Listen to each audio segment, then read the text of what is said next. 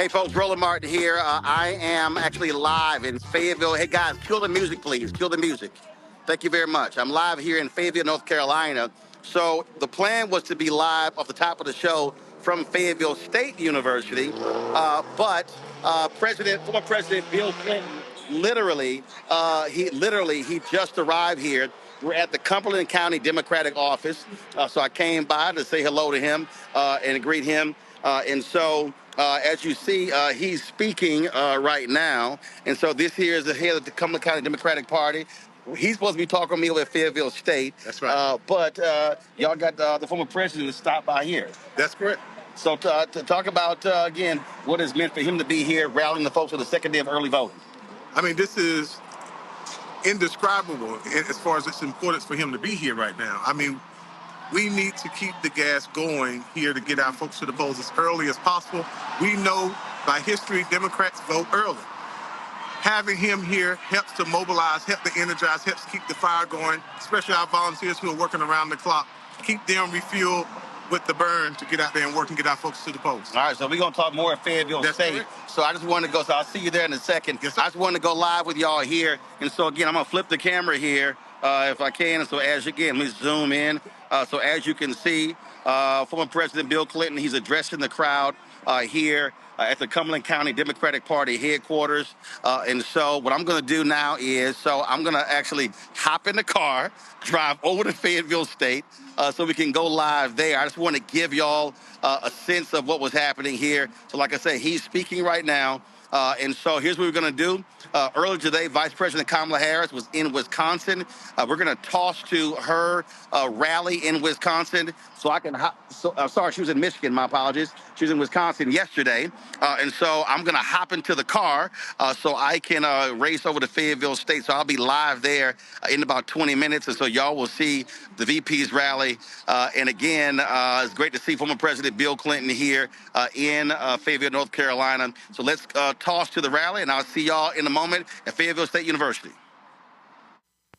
So let me first thank all of you for taking time out of your very busy lives for us to all be here together this afternoon. I thank you so very much for all you do, all you have done, and all you will do over these next 18 days. Thank you all so very much. Thank you. This is an incredible group of incredible leaders, and your voice matters so much right now. And I think there is so much about our campaign that is about the spirit of reminding everyone that we're all in this together. We are all in this together. So thank you. And to all the governors who are here with us today, I'm telling you, they're riding thick. They're riding thick. Oh, and they are all, each one of them, such incredible leaders, both for their state and our nation, and such dear friends. And I thank you all, including, of course, Michigan's own Governor Whitmer, who we love as Big Grudge.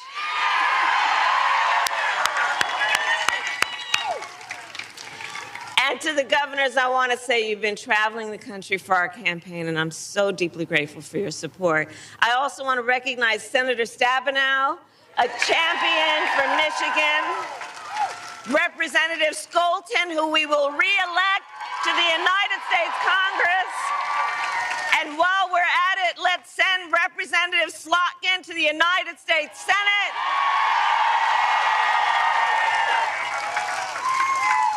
All right, so we got work to do. 18 days. 18 days left in one of the most consequential elections of our lifetime. And as you know, everyone here knows, this election is truly about two very different visions for our nation. Ours, that is focused on the future. Donald Trump's, that is focused on the past.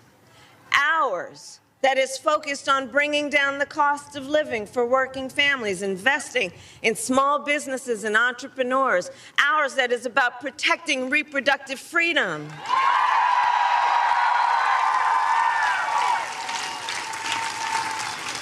But none of that is what we hear from Donald Trump. Instead, it is just the same old tired playbook. He has no plan for how he would address the needs of the American people. And he is, as we have seen, only focused on himself. And now he is ducking debates and canceling interviews. Come on. And check this out. His own campaign team recently said it is because of exhaustion. Well, if you are exhausted on the campaign trail, it raises real questions about whether you are fit for the toughest job in the world. Come on. Come on. So for all these reasons and more, we are here because we know it is time to turn the page. It is time to turn the page because America is ready to chart a new way forward. America is ready for a new and optimistic generation of leadership that is all of us. All of us. Which is why Democrats, Republicans, and independents are supporting our campaign. In fact, earlier this week, over 100 Republican leaders from across the country joined me on the campaign trail, including some who even served in Donald Trump's own administration. The people who know him best, right? And I believe all of this shows that the American people want a president who works for all the people. And that has been the story of my entire career. In my career, I've only ever had one client, the people. The people. As a young courtroom prosecutor, I protected women and children. As Attorney General of California, I fought for students and veterans. As Vice President, I have stood up for workers and seniors. And as President, I will stand up for all Americans. All Americans.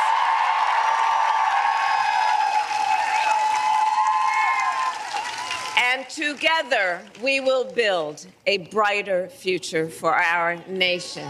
Yes, we will. Because, by the way, we will win. We will win. We will win. Come on.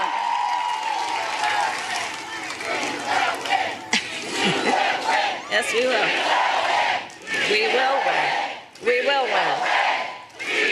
And we will win. And one of the reasons that we know we are working hard toward that win is because we believe together in building a future, in what we can do together as a nation, and a nation of people who see what we have in common. More than what separates us. We will build towards a future where we have an economy that works for all Americans. We will build what I call an opportunity economy so that every American has an opportunity to own a home, buy a a car, build wealth, and start a business. In fact, do we have any small business owners here? I love our small businesses. I got a plan for you. I love our small businesses. Our small businesses are part of the backbone of America's economy. Bless you all for the work you are doing. So under my plan, we will also bring down the cost of housing. And we will help entrepreneurs start and grow small businesses. My plan will expand Medicare to cover the cost of home health care for our seniors, so that more of our seniors can live with dignity. And, you know, I'll just give you a little background on it in terms of a personal story. So I took care of my mother when she was sick. And for any of you who have taken care of an elder relative, you know what that is, right? It's about trying to cook something that they can eat. It's about trying to find clothes that they can handle on their skin. It's about trying to, from time to time, think about something that'll put a smile on their face or maybe just make them laugh. It's about dignity. But under the current system, and especially for those in the sandwich generation who are raising young kids while you're taking care of your parents, it's difficult. And under the current system, to get help for taking care of your seniors, unless you got the extra money sitting around, you'd have to leave your job or pay down all of your savings to qualify for Medicaid. That's not right. That's not right. So my plan is about saying, let's have Medicare cover the cost of home health care for our seniors, which is a matter of understanding how real people are living and understanding the importance of everyone being entitled to dignity.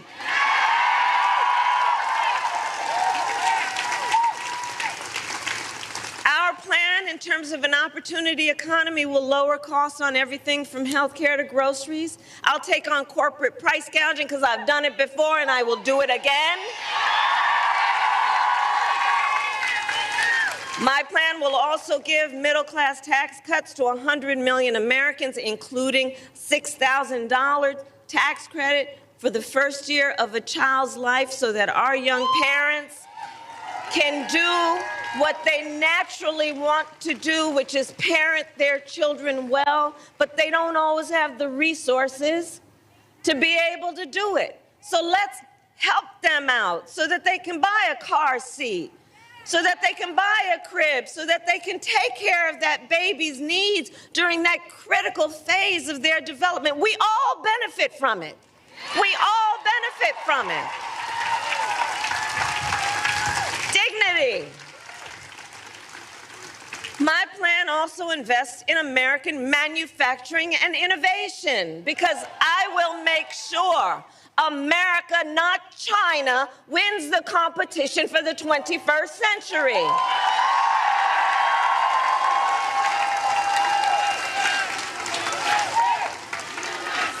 That's right. That's right. And so, to that point, and we will invest in the industries that built America, like steel, iron, and the great American auto industry.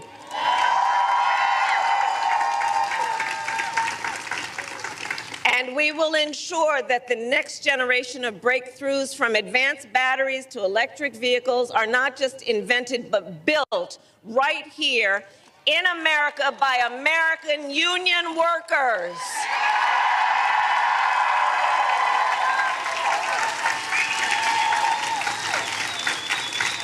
And Michigan, I know I'm going to tell you what you already know, but let us be clear for folks who are watching from different parts of the country. Contrary to what my opponent is suggesting, I will never tell you what kind of car you have to drive, but here is what I will do. I will invest in manufacturing communities like Kent County. Together, we will retool existing factories, hire locally, and work with unions to create good-paying jobs.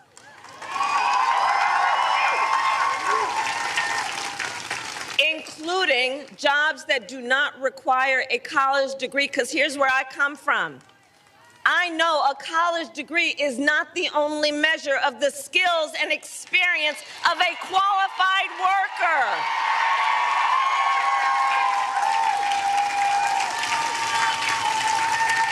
And I intend to re-examine federal jobs when you all elect me president, to assess those jobs that should not have that requirement, and then I intend to challenge the private sector to do the same.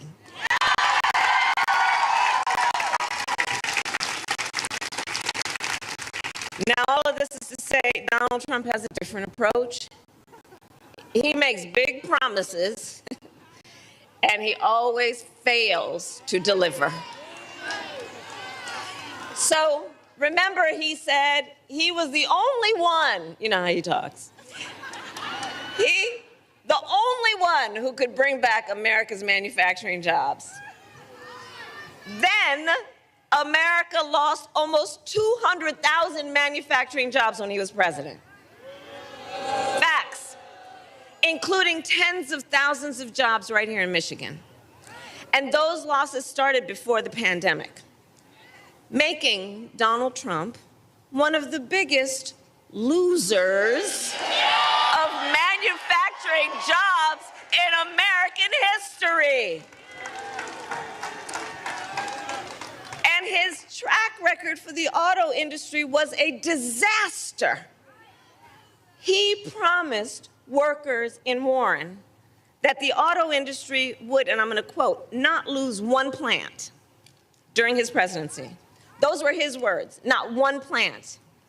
Then American automakers announced the closure of 6 auto plants when he was president, including General Motors in Warren and Stellantis in Detroit. Thousands of Michigan auto workers lost their jobs. And Donald Trump's running mate recently suggested that if they win, they would threaten the Grand River Assembly Plant in Lansing, okay? The same plant our administration protected earlier this year, saving 650 union jobs. 650 union jobs. His running mate called those table scraps. So we fought hard for those jobs, and we believe that you deserve a president who will protect them and not insult them. And make no mistake, Donald Trump is no friend of labor. Let's be really clear about that, no matter what the noise is out there. He is no friend of labor. Just look at the record. Instead of his rhetoric, look at the record. And let's not fall for the okey doke. Seriously, he encouraged automakers to move their plants out of Michigan so they could pay their workers less. Understand what that was about. So they could pay their workers less. And when the UAW went on strike to demand the higher wages they deserved, Donald Trump went to a non-union shop and attacked the UAW. And he said, striking and collective bargaining don't make, quote, a damn bit of sense. A damn bit of difference is what he said exactly. That it doesn't make a, quote, pardon my language, a damn bit of difference is what he said. He don't make a damn bit of sense. All right, brother. So, Michigan, you know better. Strong unions mean higher wages, better health care, and greater dignity for union members and for everyone, whether or not you are part of a union. Get that straight. Get that straight. Which is why, when I am president, I will sign the PRO Act into law and make it easier for workers to join a union and negotiate for better pay and working conditions.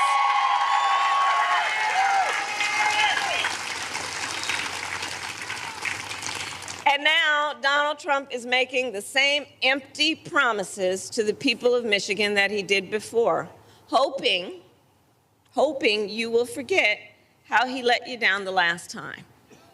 But we will not be fooled, because we know how to read Project 2025. For those who haven't seen it, just Google it. You know, I just have to keep repeating. I can't believe they put that thing in writing. I cannot believe they put it in writing. They bound it.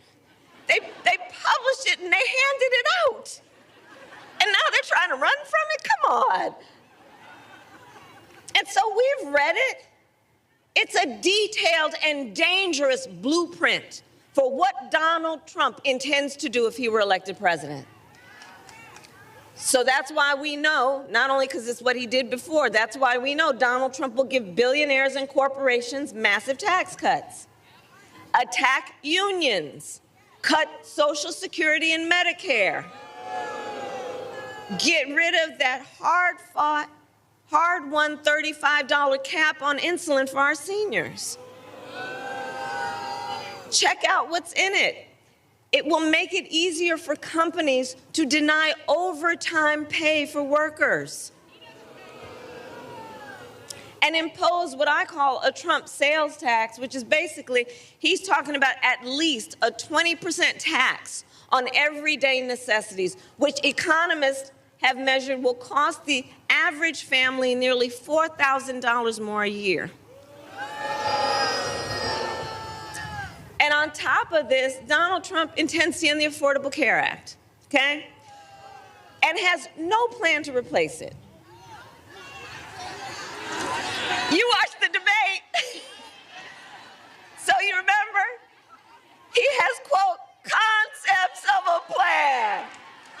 Concepts of a plan. So he's going to threaten the health insurance of 45, we need a medic over here. We need a medic over here. Let's clear a path so they can come through, please.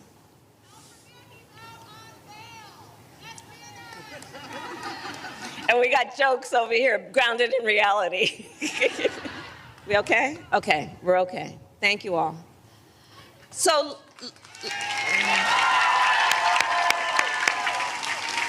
we're good. Okay. So, you know, where I was going with that is, many of you may have heard me say, I do believe that Donald Trump is an unserious man. And the consequences of him ever getting back into the White House are brutally serious. Brutally serious. So on that point about concepts of a plan, it's funny. We thought it was ridiculously hilarious when we first heard it. But here's the thing about that. He is basically going to threaten the health insurance of 45 million people based on a concept. And take us back to when insurance companies could deny people with pre-existing conditions? You remember what that was like?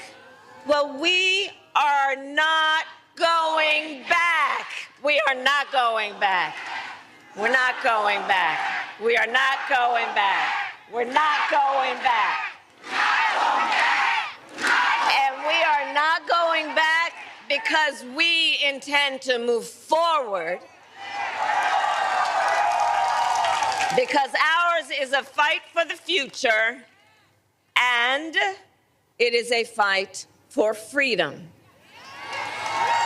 Like the fundamental freedom of a woman to make decisions about her own body and not have her government tell her what to do. And we here remember how we got to this place, because then President Donald Trump hand-selected 3 members of the United States Supreme Court with the intention that they would undo the protections of Roe v. Wade, and they did as he intended. And now in America, 1 in 3 women lives in a state with a Trump abortion ban. Many of these with no exception, even for rape and incest, which means you're telling a survivor of a violation to their body that they don't have a right to make a decision about what happens to their body next. That's immoral. That's immoral. And I think we all know one does not have to abandon their faith or deeply held beliefs to agree the government should not be telling her what to do. Not the government. If she chooses, she will talk to her priest, her pastor, her rabbi, her imam, but not the government, not some people up in a state capitol, not Donald Trump. No. So let me tell you, when Congress passes a bill to restore the reproductive freedoms nationwide, with your help as President of the United States, I will proudly sign it into law. Proudly. Proudly. Proudly. And across our nation, we are witnessing a full-on assault on other hard-fought, hard-won freedoms and rights, fundamental freedoms and rights. I'm traveling our country. I mean, attacks on the freedom to vote. You know, in the state of Georgia, they passed a law that makes it illegal to give people food and water for standing in line to vote. You know, the hypocrisy abounds. What happened to love thy neighbor, right? Attacks on the freedom to join a union, attacks on the freedom to be safe from gun violence, attacks on the freedom to love who you love openly and with pride.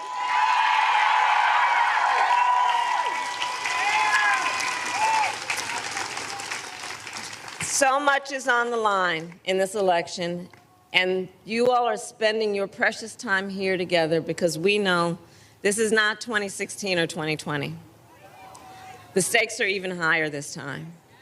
For many reasons, including because just months ago, the United States Supreme Court basically told the former president he is effectively immune no matter what he does in the White House. Right. Because we know, just imagine Donald Trump with no guardrails. Just imagine. He who has vowed he would be a dictator on day one. He who calls Americans who disagree with him the enemy from within. You know where that language comes from? The enemy from within, talking about Americans. He who says he would use the military to go after them, American citizens. He who has called for the, quote, termination of the Constitution of the United States of America. And we are clear, someone who suggests we should terminate the Constitution of the United States should never again have the privilege of standing behind the seal of the President of the United States. Never again. Never again. Never again.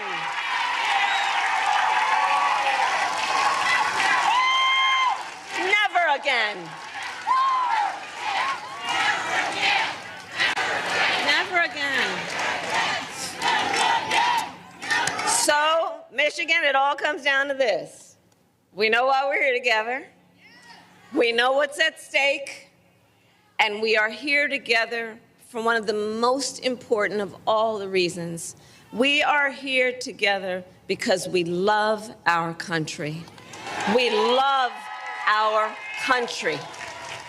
We love our country, and we know that it is one of the highest forms of an expression of love of our country, of patriotism, to then fight for our ideals, to fight to realize the promise of America. That's what our campaign is about. And Election Day is in 18 short days, okay? And here in Michigan, early voting starts on Saturday, October 26th, which is 1 week from tomorrow. So now is the time to make your plan to vote. Make a plan. Make a plan. And if you have received your ballot in the mail, please do not wait. Fill it out and return it today. Because, folks, the election is here. The election is here right now. And like I know everybody here knows to do, we've got to energize and organize and mobilize and remind our neighbors and our friends that their vote is their voice. And your voice is your power. In a democracy, while we can hold on to it, our vote is the power that each of us as an individual has. It's an extraordinary power. And we will not give it away. And we will not let anyone suppress or silence our power. Don't ever let anybody take your power from you.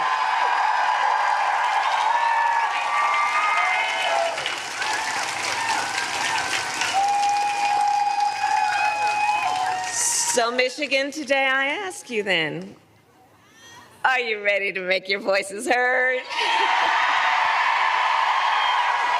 Do we believe in freedom? Do we believe in opportunity? Do we believe in the promise of America? And are we ready to fight for it? And when we fight, we win. God bless you, and God bless the United States of America.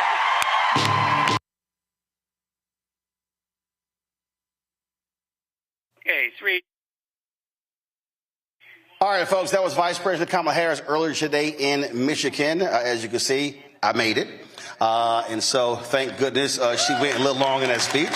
So we're at the campus of Fayetteville State University. Glad to be back. I was here a long time ago debating Michael Steele. Jesus, how long ago was that? That was like 2009, 2008?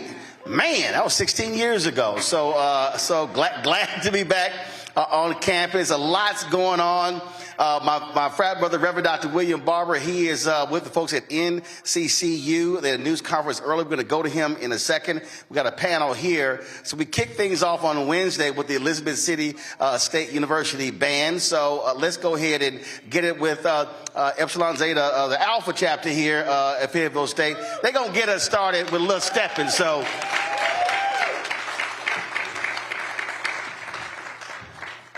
See, I told y'all we do things a little bit different on the Roland Martin Unfiltered show, so.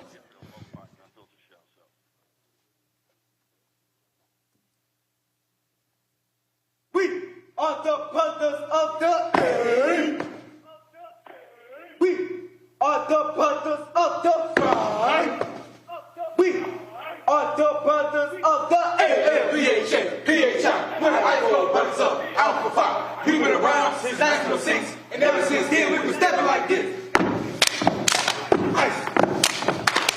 Go.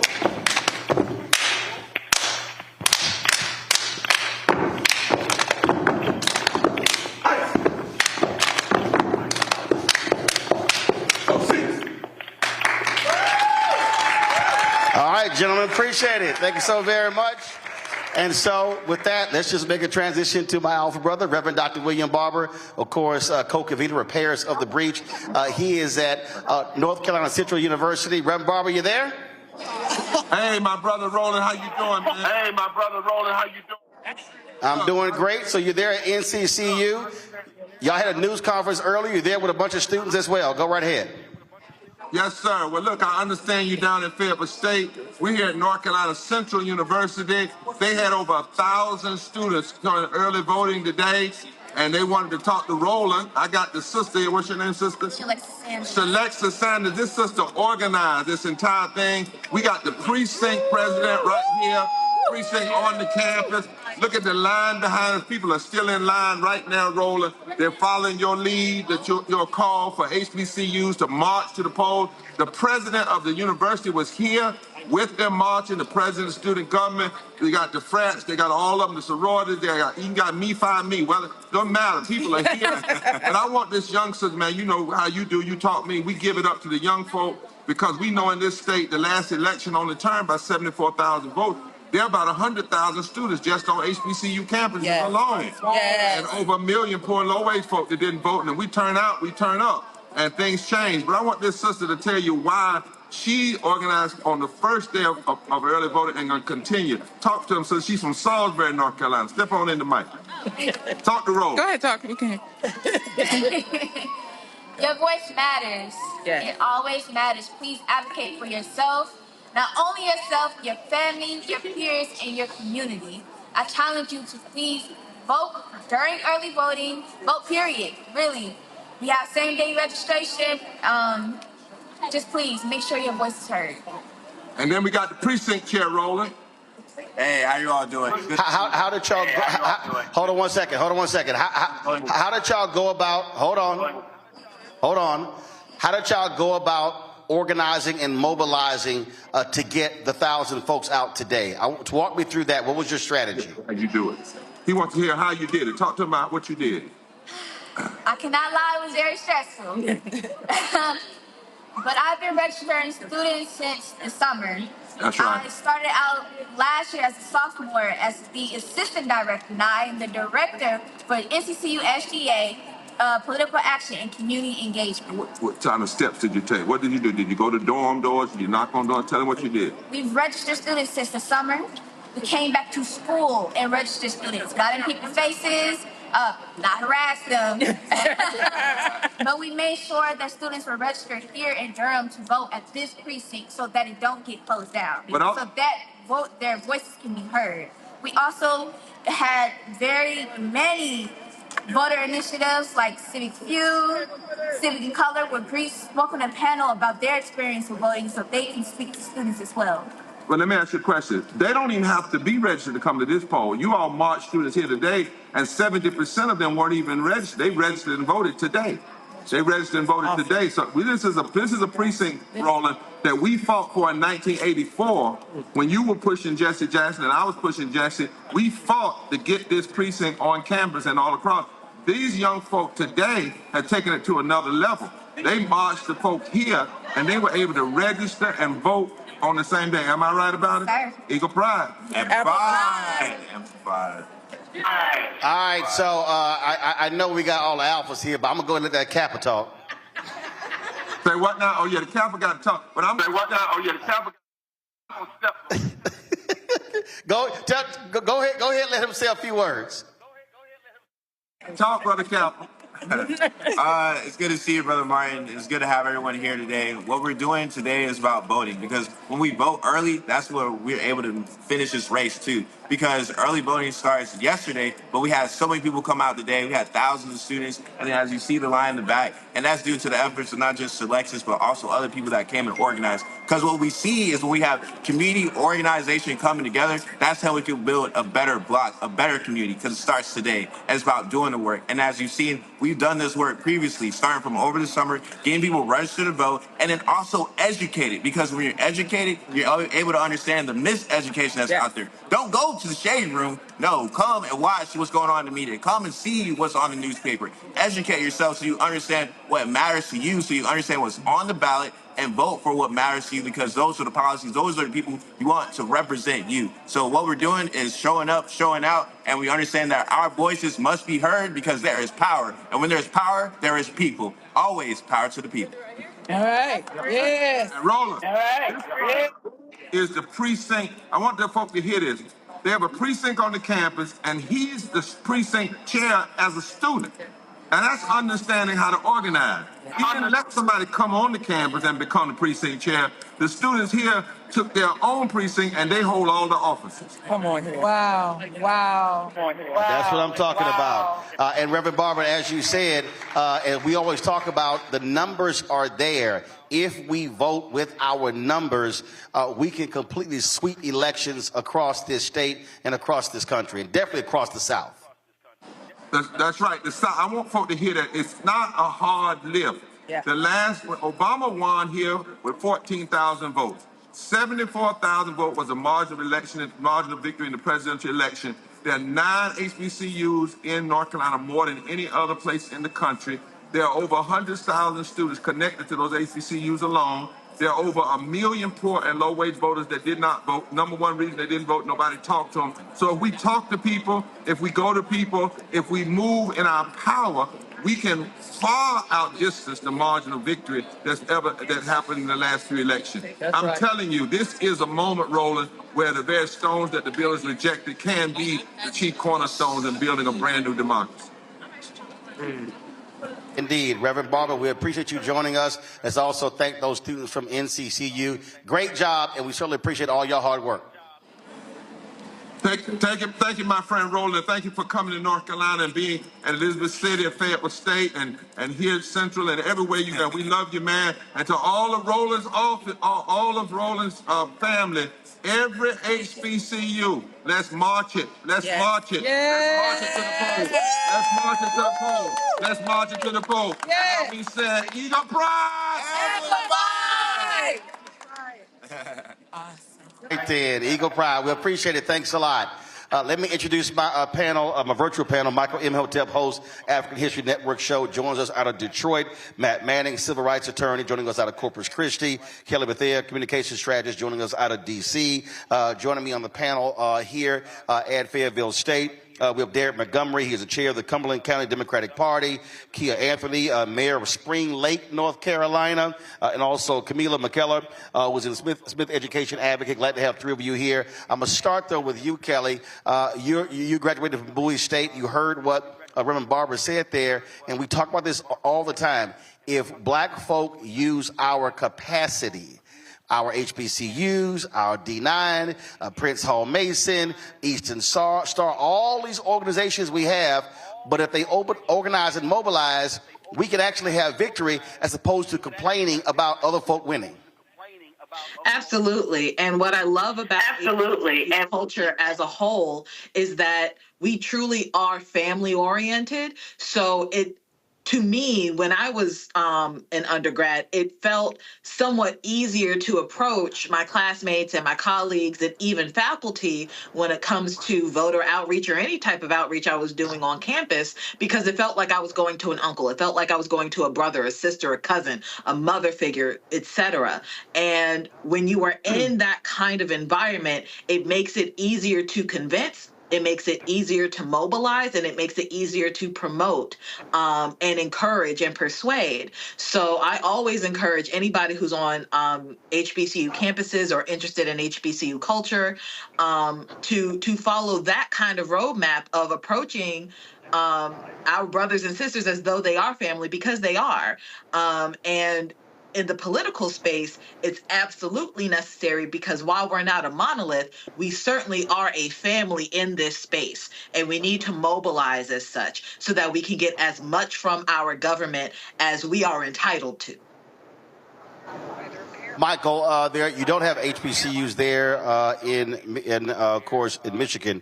But what you also though have, you have significant black organizations. We're seeing right now, I've seen some early reports of absentee ballots being returned in record numbers in Detroit. What are you hearing and seeing from Motown, especially in the wake of Donald Trump trashing Detroit last week? Well, the trade-in-chief is back in Detroit today, Roland. He's at Huntington Place in downtown Detroit, speaking again, the caucasity of that. So what I'm hearing on the ground, there's a lot of enthusiasm. There's still effort to reach out to younger African-American men. I talked to somebody who's organizing an event on the 29th here in Detroit, targeting them, talking to them about the not just voting, but also understanding policy, how policy impacts them, and they will be registering them to vote right there on the spot, and they'll also take them to the voting polls. I'm involved in a couple of events dealing with Project 2025, educating African Americans on that. So there is a lot of excitement here in the city of Detroit. There is also a lot of people who are upset, and I've heard some white people upset with Donald Trump trashing Detroit as well and having the audacity to come back here. So what I'm explaining to them is this is our opportunity to fight back and to stop him once and for all. Your vote is just not your voice. Your vote is power. So when we explain, especially to African Americans who have a history of feeling powerless, politics is the legal distribution of scarce wealth, power, and resources. Vice President Kamala Harris was in Grand Rapids today, as well as Lansing, Michigan. And in one of those speeches, she talked about how your vote is not just your voice, it's also power. So when we talk to African Americans about utilizing that power to bring into existence policies that do with the economy, HBCUs, et cetera, that impacts every aspect of your life, then I think we'll get a better result when it comes to voting. Matt, early voting in Texas begins on Monday. I'll be at Friendship West Baptist Church on Sunday talking about the importance of that, and I'll be hitting the polls with Reverend Frederick Douglass Haynes, as well as Congresswoman Jasmine Crockett on Monday as well. We'll be doing the show live from Friendship West Baptist Church on Monday as well. Look, there are a significant number of HBCUs in Texas, and as you heard Reverend Barbara, again, the numbers are there. You're talking about Prairie View A&M University, Texas Southern University, you're talking about Wiley, you're talking about Paul Quinn. I mean, there are a number of HBCUs, but this is where we have to, you can't maximize your power unless you're organized and mobilized. Yeah, that's exactly right. And I think that's especially true throughout the state, but including, HT there in Austin has been a jewel of the community for a long time. So it's important that the HBCUs, even outside of those that are in places like North Carolina, where there are many of them, and in the state of Texas, where they're pretty far apart, it's important that we still mobilize. And kind of to that point, I think one thing that Kelly kind of alluded to is super important to remember here. HBCUs are not only a part of the community in terms of the students, but there are so many attendant organizations that are around the HBCUs that are part of that lifeblood for that HBCU community. When I was at Howard, everything I was connected to fed into my time as a student. So that's important because if you have students like this young woman, Selexia, who's done an extraordinary job in registering people, that reverberates to the churches, that reverberates to the Boys and Girls Clubs, that reverberates to all of the things that support those HBCUs, and the attendant effect is pretty huge. So we have to recognize that not only are we mobilizing on the campuses, that mobilization goes outside and has a much larger effect as long as we're concerted in our efforts. Folks, hold tight 1 second. We're going to go to a quick break. We're going to come back with our panel here live on the campus of Fayetteville State University here in Fayetteville, North Carolina. You're watching Roland Martin Unfiltered on the Black Star Network.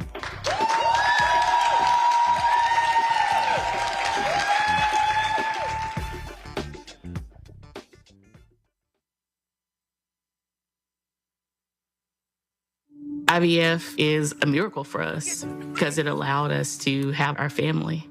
After having my daughter, I wanted more children, but my embryo transfer was canceled 8 days before the procedure.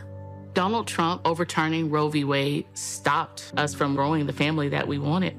I don't want politicians telling me how or when I can have a baby. We need a president that will protect our rights, and that's Kamala Harris. I'm Kamala Harris, and I approve this message.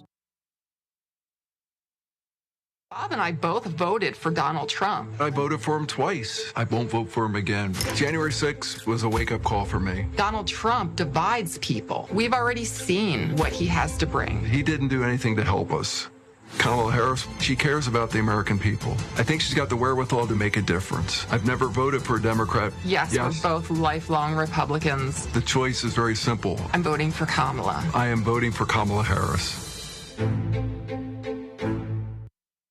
In 2016, Donald Trump said he would choose only the best people to work in his White House. Now those people have a warning for America. Trump is not fit to be president again. Here's his vice president. Anyone who puts themselves over the Constitution should never be president of the United States. It should come as no surprise that I will not be endorsing Donald Trump this year. His defense secretary. Do you think Trump can be trusted with the nation's secrets ever again? No. I mean, it's just irresponsible action that places our service members at risk, places our nation's security at risk. His national security advisor. Donald Trump will cause a lot of damage. The only thing he cares about is Donald Trump. And the nation's highest-ranking military officer. We don't take an oath to a king or a queen or to a tyrant or a dictator. And we don't take an oath to a wannabe dictator. Take it from the people who knew him best. Donald Trump is a danger to our troops and our democracy. We can't let him lead our country again. I'm Kamala Harris, and I approve this message. Here's a 78-year-old billionaire who has not stopped whining about his problems. Oh, she had a big crowd. Oh, the crowd. This weird obsession with crowd sizes. It just goes on and on and on.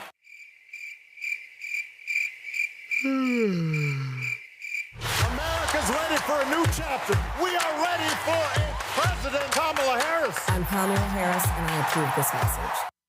You got your little ones out here? I do. This is little George Green, and this is Jameer Adams. My name is Darnisha Mitchell, and we are out here promoting for American citizens' rights to vote. So every vote counts, and your vote matters. So why was it important for you to have both of them out here so to experience this? Because they are the future, for one, and I want them to know that their voice matters as well. Even though they're not able to vote now, my son actually was marching saying, "We will vote. Every vote counts," and it's important for them to know that voting counts. It matters. It makes a difference in the world. So she got you out here working? You working hard? Yes, sir.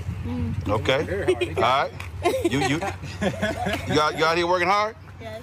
Okay. And we also have my mother out here, First Lady Darlene Mitchell. You got everybody out here. Yes, my mom. Y'all got the whole family out here. You got your mom out here? Yes. Oh, you made everybody come out. Except for Papa and our brother. So we. She got you out here too? Yes, sir. All right then. So it's 3 generations of y'all out here emphasizing the importance of voting. Yes, sir. So what would y'all say to the folks, somebody who's watching, young brother, young sister, who says, hey, my vote really doesn't matter, it doesn't count? What would you say? Every vote counts. Please come out and vote. We need all the vote for Kamala Harris. All right, how about you? What would you tell them? Every vote counts, and just because you're young and you have your future ahead of you, and what is the thing is, voting now is what will make the difference from years from now. Absolutely. So your voice matters. So how you vote today will impact when they are adults. Absolutely. Okay. Absolutely. All right. Well, appreciate it. Thank you. All right. Y'all keep it up. All right. Y'all get back to work.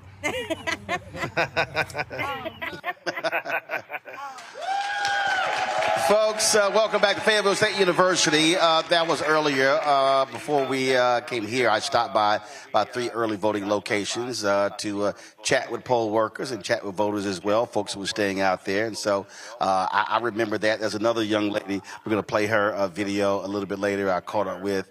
And I'll go to our panel here. And the reason I love that because I probably first election may have been 9 or 10, same thing. My parents worked elections, so I remember being a kid, them dropping us off. It's like, okay, y'all passing these flyers out for this candidate for all day, and it's like, man, we can't go nowhere today.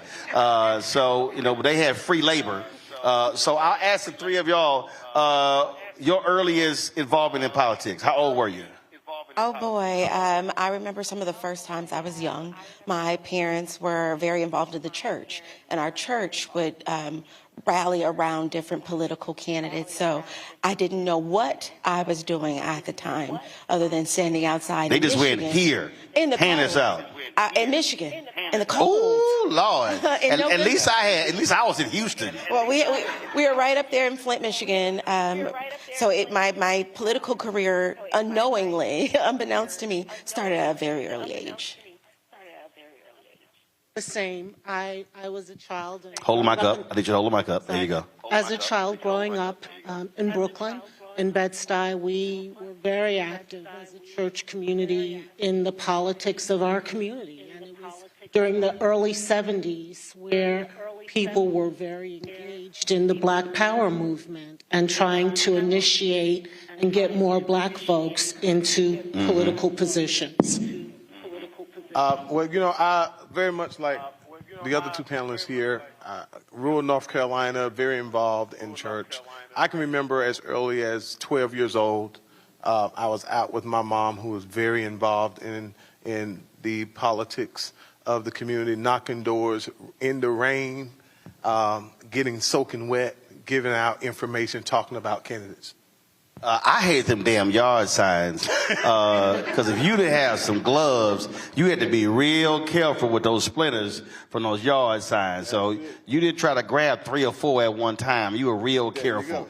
And then you couldn't grab them by the actual sign because it might tear, right. And then now you're really screwed. So the reason I think that's important because and we got another video of a father who brought his son to the polls, son's first presidential election, because that's happened for me. And I always talk about the National Civil Rights Museum in Memphis, Tennessee. There's this sign, and it says, "All I want for my 18th birthday is a voter registration card." And it's a powerful statement because that becomes a way of life.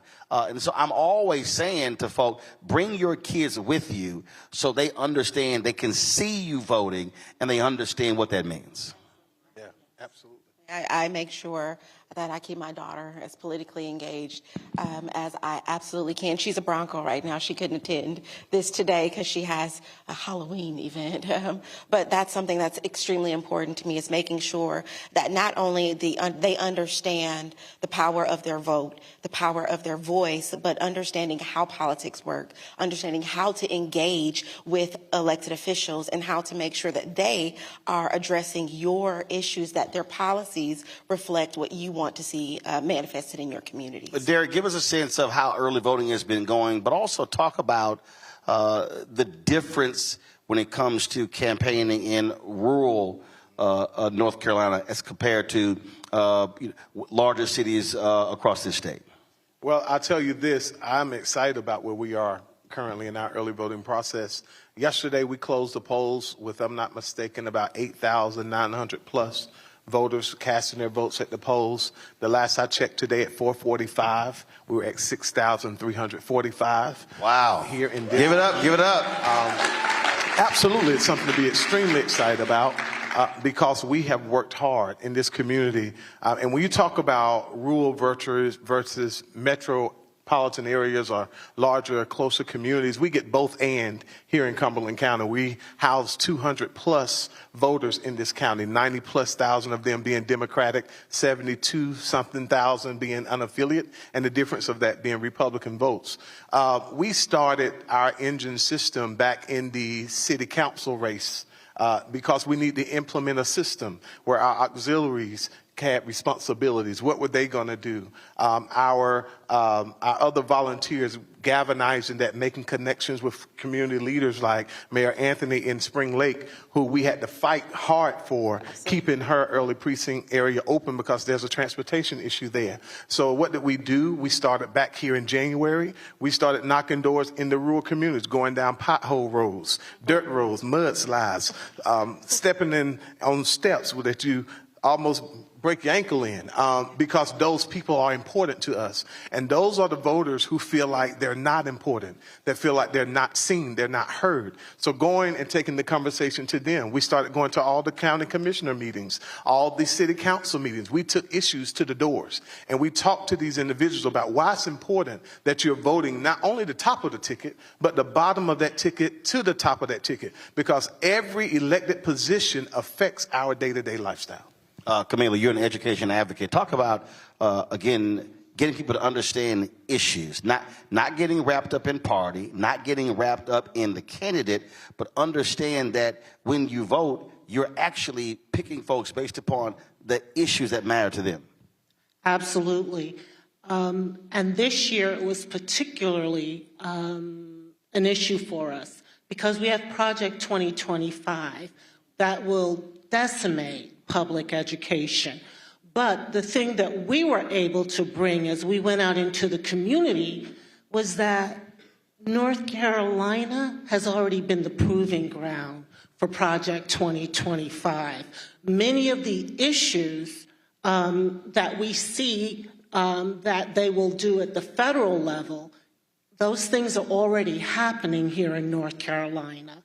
And so we're advocating for people to vote up and down the ballot, because at our school board, we need to make sure that these Moms for Liberty are not taking over our school boards, that all of the legislation that has happened in our state legislature, that we can take some corrective actions and get some people in house that will protect public education. We're draining it financially, we're draining it morally in what we're seeing. So that Project 2025, they're trying to take it global, but we're already seeing it here in North Carolina. I'm going to bring in my panel here, and Matt, I'm going to toss it to you first, because what she just said about Moms for Liberty, and this is what happens when we're not paying attention. In 2020 and 2022, we saw all across the South Moms for Liberty running folks for office. Many of these places, majority black school districts, they took over school boards, and one of the first things they did, it happened in South Carolina, they fired the back-to-back superintendent of the year in South Carolina because many of us were not paying attention. And so this is where we have to understand that, sure, the presidential race is important, U.S. Senate races, congressional races, but so are those school board races, and that's where they started this whole effort of banning books and changing the curriculum. And so that's also how we have to recognize that every year there's some form of election, and we got to be in the game every single election. Absolutely, and it's a concerted policy. I'm glad you spoke to that. In Corpus Christi, where I live, there is an all-out assault right now on the city library board and our local education. In fact, the former Republican Party chairman in the county has decided to run for the local school board with the express intent of making it more conservative and exerting that power like you're saying. So that's what's really important that we always keep top of mind when we look at the presidential election cycle, especially, is the presidential election is important. But as we've said on this show many times, all of those down ballot races are crucial. And frankly, most of those have a considerably more measurable effect on your life, especially as it relates to what your kids are learning in school, whether they have access to books, and whether democracy is not only being taught in the schools, but whether it's being stifled. So I'm glad you mentioned that, because where I live, I'm seeing it. I mean, there's an all-out assault on both of those entities, and it has been very clearly stated by the local Republican Party that it's their intent to try to take control of those, to exert some of those idealistic beliefs or ideological beliefs. And Michael, folks like Steve Bannon, they said that what they were going to do. Now, he's sitting in prison right now because for contempt of Congress. But again, he made it clear after Trump lost, they were going to take over state board of elections, local board of elections. They're going to take over school boards. And what I keep saying to progressives is, when they tell you what they're going to do, believe them.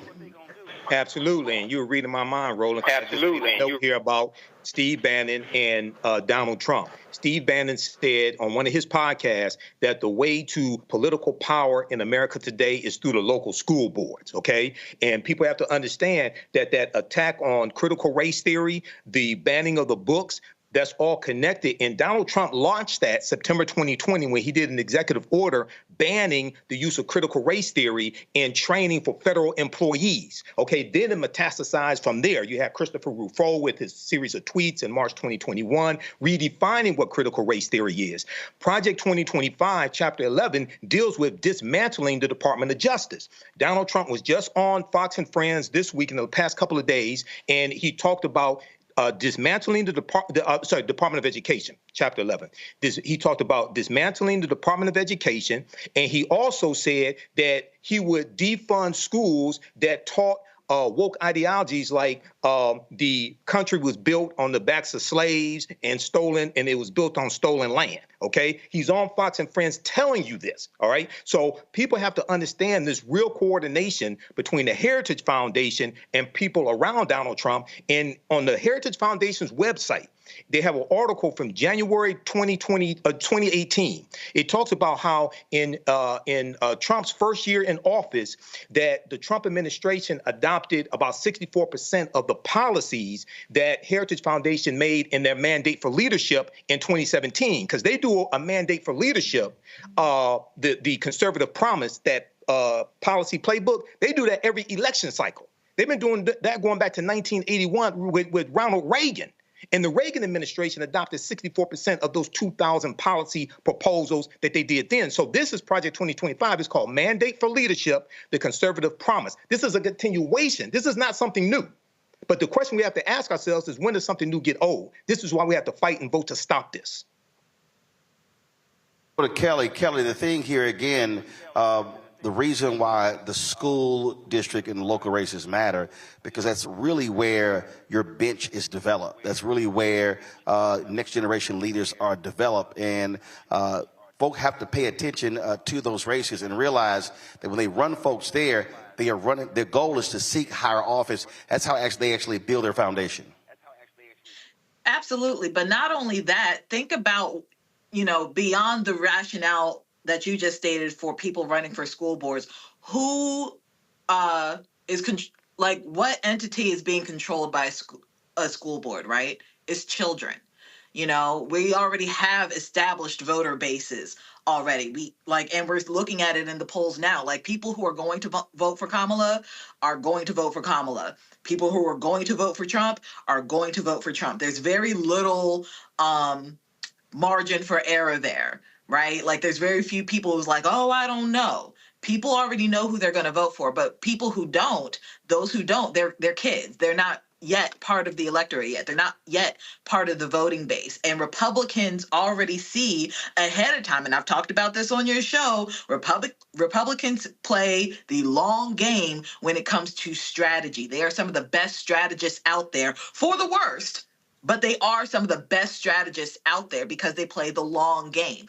They are looking at children to influence them on what to vote for, how to think, what the ideology is. Because as we all know, racism isn't innate. It is not a nature thing. It is a nurture thing. So if you have Republicans who are in charge of the school boards and want to root out wokeness and ban books that actually broaden horizons mentally, and sometimes physically, wanting to go to these places that books talk about, wanting to learn more about things that are outside of your own purview. Republicans know that if you control children now and mold their minds now, they will have the voting base necessary to further not just 2025, but 2030, 2035, and beyond, right? That's why it's important to vote. That's why it's important to vote.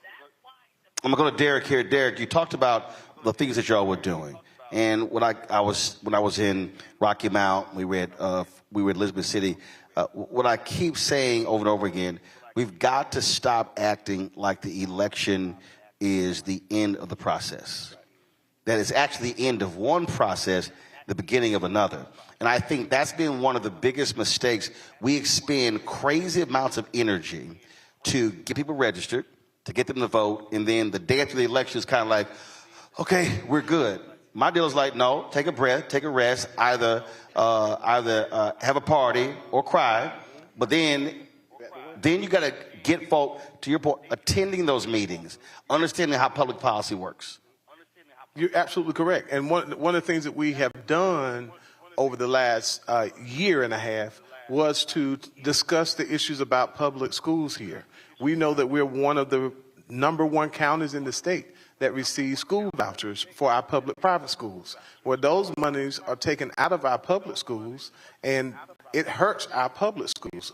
So we start talking about teacher pay. We look at the over-policing of our black communities in our community. We talk about those issues. Like, you need to come to your city council meeting, because once we elect them, there have to be individuals like Andrew Malloy's who come to the city council meeting and speak up on behalf of marginalized communities and disenfranchised communities and talk about where we need to invest money in our community that we live in. Kia, I keep telling folks all the time that we're very good at mobilizing on the defensive. Mm-hmm. Something happens, all of a sudden, folk get going. We're here at Fayetteville State. If Republicans in this state start talking about merging HBCUs, all of a sudden, students, alumni, all of a sudden, folks are engaged. Yet we're talking about annually going to the legislature for funding. you don't have the same energy. And that's the thing for me. We can't always be operating in a reactive position. Right. We must be in an offensive position as opposed to just reacting. Absolutely. I couldn't agree more. And that's one thing about our culture on a whole is we've become very reactionary. Here lately, I kind of dove down a different rabbit hole. We know that we need to galvanize our kids. We know we need to be in these HBCUs. We know the numbers surrounding this, but there is a place where the Black culture has become weakened, and we've seen our right-wing evangelicals become stronger, and that's within our churches. Our churches used to be our political hubs, and now we're seeing the other side of the coin galvanizing in the same manner that we saw Dr. King galvanizing their church, but they're spitting out a poisonous political message. And that's why you're seeing these right-wing evangelicals being able to overlook these atrocities of Donald Trump. It's because they're positioning him in the light of a man that's appointed by God, this Christian savior, and they're inundating their parishioners with these messages. These parishioners are, and this is old and young and rich and poor, and they're all surrounding this message, and we're missing out by not using our pulpit to spread that message as well. We are doing it in our communities. We see it in our school. We're galvanizing our children. Our children see what's happening, and they're galvanizing themselves. But we need to also know that there are other avenues that are being taken to oppose this message, and they're using their churches to do it. So be wise on what's happening. We need to attack this on more than just a political front. Yep. This is a spiritual front as well. Yep. And I'm not trying to take you out of church by any means. In order to defeat your enemy, you must know how they're preparing as well. And they're preparing through their churches. They're preparing their children from the pulpit. And so, again, there's strength in numbers. So while we're coming to our HBCUs and we're reaching our children, don't forget to talk to your pastor. Camilla, I saw the other day, it was his brother. He posted this video, and he was sick and tired of one of his friends coming with Trump misinformation. I mean, this brother was just like fed up, and he finally said, "Say, bro, we can't be friends anymore." He said, "Because all you keep doing is lying." And his friend goes, he said, "What do you mean?" He said, so his friend pulls up this photo of Trump here in North Carolina, wading through the water in a suit. So the brother said, "You think that's real?" Guy goes, "Yeah, it's real." He went, "Do you see any Secret Service around him?" He said, "Do you actually think Secret Service would just let him walk through the water and none of them are around him?" Then he said, "Zoom in on the picture." He said, "How he got 3 hands?" And the brother was like, and the guy was like, "Oh yeah." He's like, "That's what I'm talking about."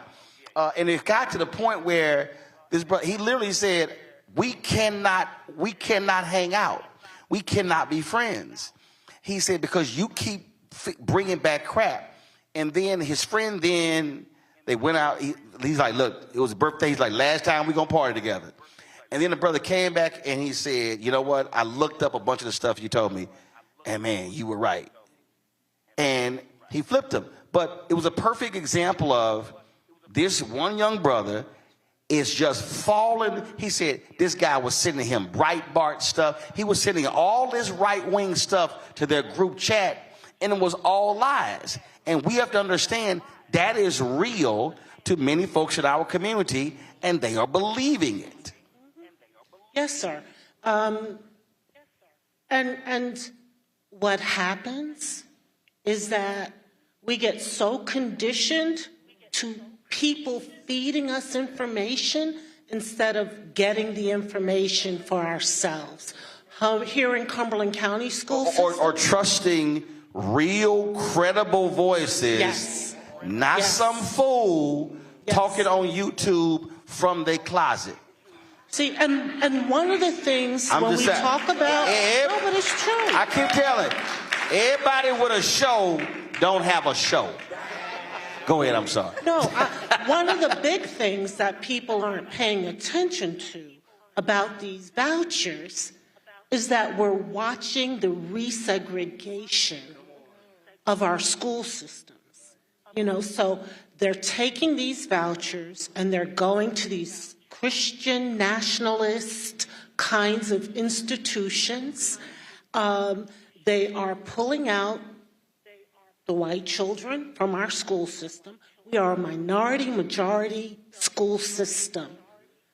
However, our children are not performing at the levels. Right. And so what we're seeing is what we saw with desegregation back in the early 70s in North Carolina, where the white folks will be in these private schools, the black children will be in these underfunded, defunded public schools.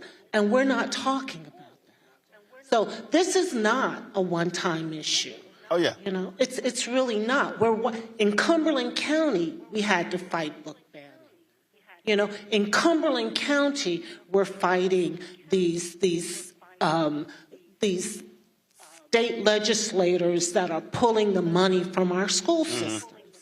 It's a real battle. It's a real kind of issue for us. All right, then. Well, listen, we appreciate all the work that could be in here as well. Thank you so very much. I'm going to go to a break. We come back. We're going to have our second panel. We're going to keep the conversation going. Today is the end of the second day of early voting here in North Carolina. It ends when? Okay, ends November 2nd. November 2nd. And you heard Reverend Barber say, folk could actually register on site. All right, so if you're not registered, you can register on site. And I tell everybody, every person, just do your part. If you're not even from here, you know some folk here, call them, text them, threaten them, do whatever needs to happen, and make sure. And I keep telling y'all, I'm a firm believer. If you are not registered and you don't vote, you cannot come to Sunday dinner. You can't come to the house. You can drive by the house, but we ain't giving you no plates. Just letting y'all know. We'll be right back on the Black Star Network.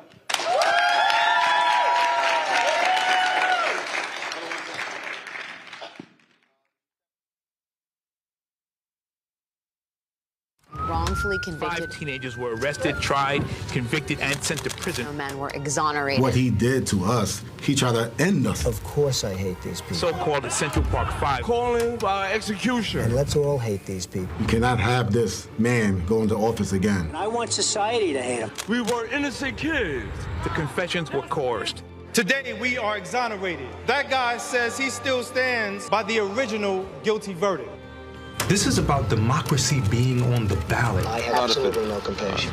Look at Kamala. She represents the kaleidoscope of the human family. There's something different happening in America. We will get the opportunity to build a future where we will be able to thrive and not just survive.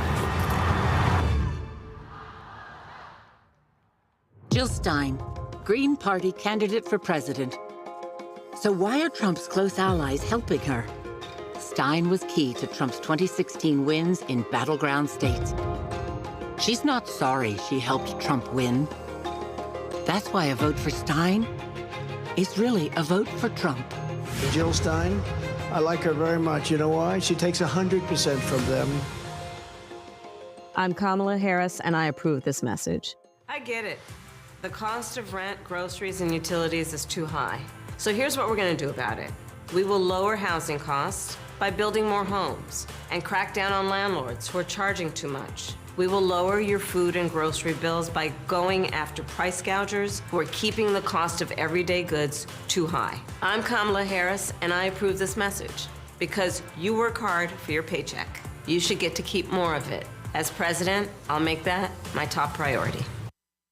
It's really rich for Democratic leaders to say that Donald Trump is a unique threat to democracy when he peacefully gave over power. He is still saying he didn't lose the election. I would just ask that. Did he lose the 2020 election? Tim, I'm focused on the future. That is a damning non-answer.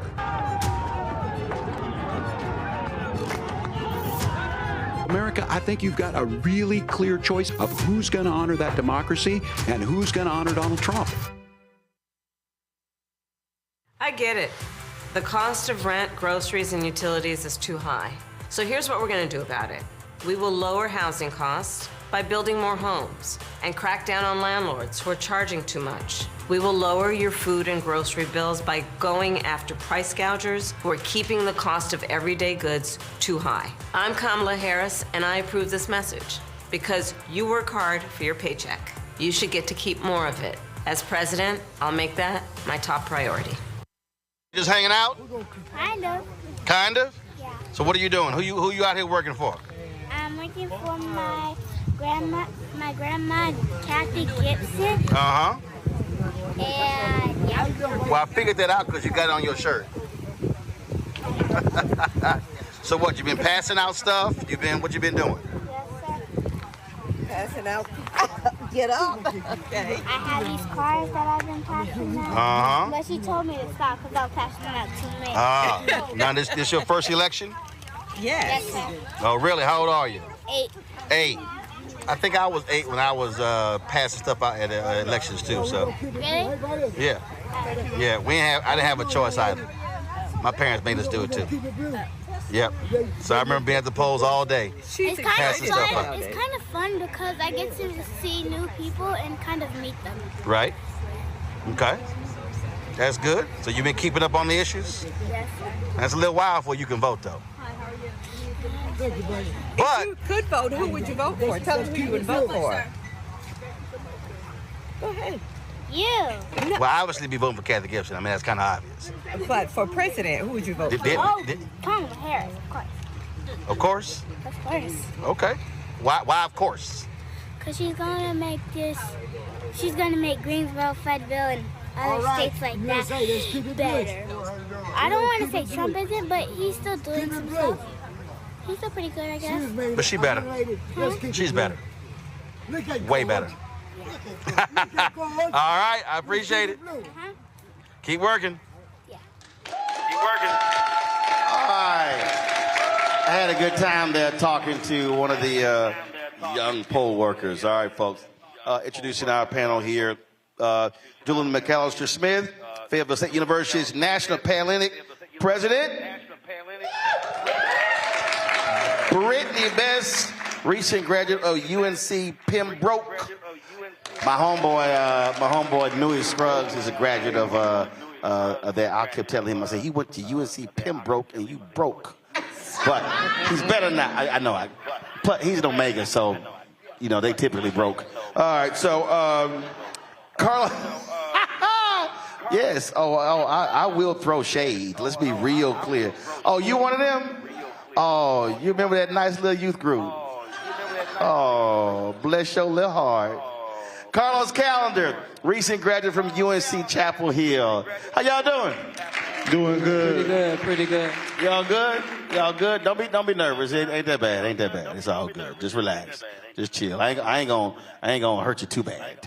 All right, so let's talk about it. Among your peers, what have the conversations been like around this election? Or you got some folk who not interested, and they trying to sit it out, and what do those conversations look like? Anybody can jump in. So serving as the NPSC president here at Fayetteville State, we have several events going on to keep our students and our peers civically engaged.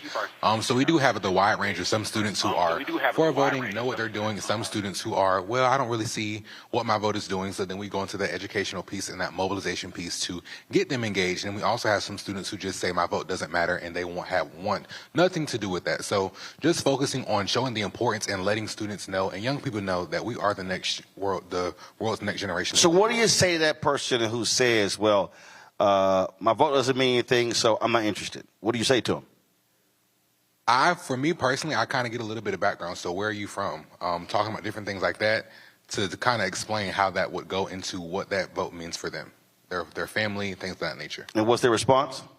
Usually, sometimes no, but sometimes like, oh, I never saw that point of view of it. Do they also know this is a state school? But sometimes, and do they know that means that politicians vote on the budget? So do they not realize that how you vote dictates resources that come back to the university? And then bringing that back to the simple word of like the life of Fayetteville State as a college student, this affects you a lot more than you think. Yeah, so if you complain about something, voting has a direct impact on actually fixing that. Correct. All right, Brittany, what about you?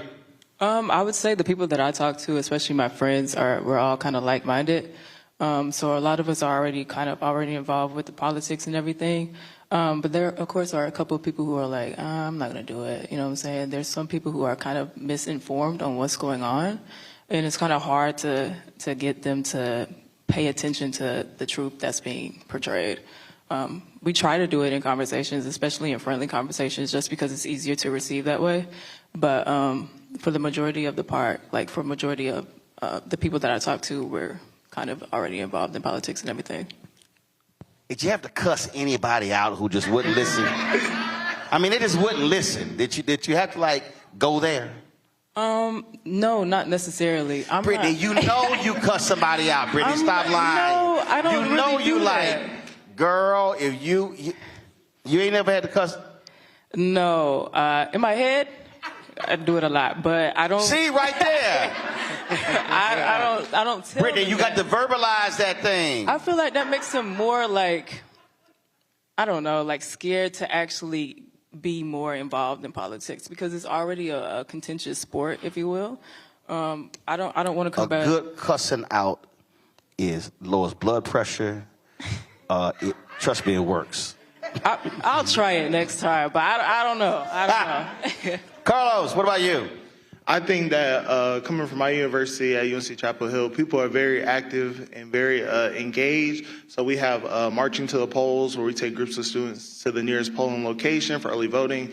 So people are very engaged and people are not afraid to have that open conversation. There's a free speech zone, sort of like the pit at UNC. So they're very engaged and it's good to have good conversation talking to the opposing side and like not necessarily trying to convince them, but inform them.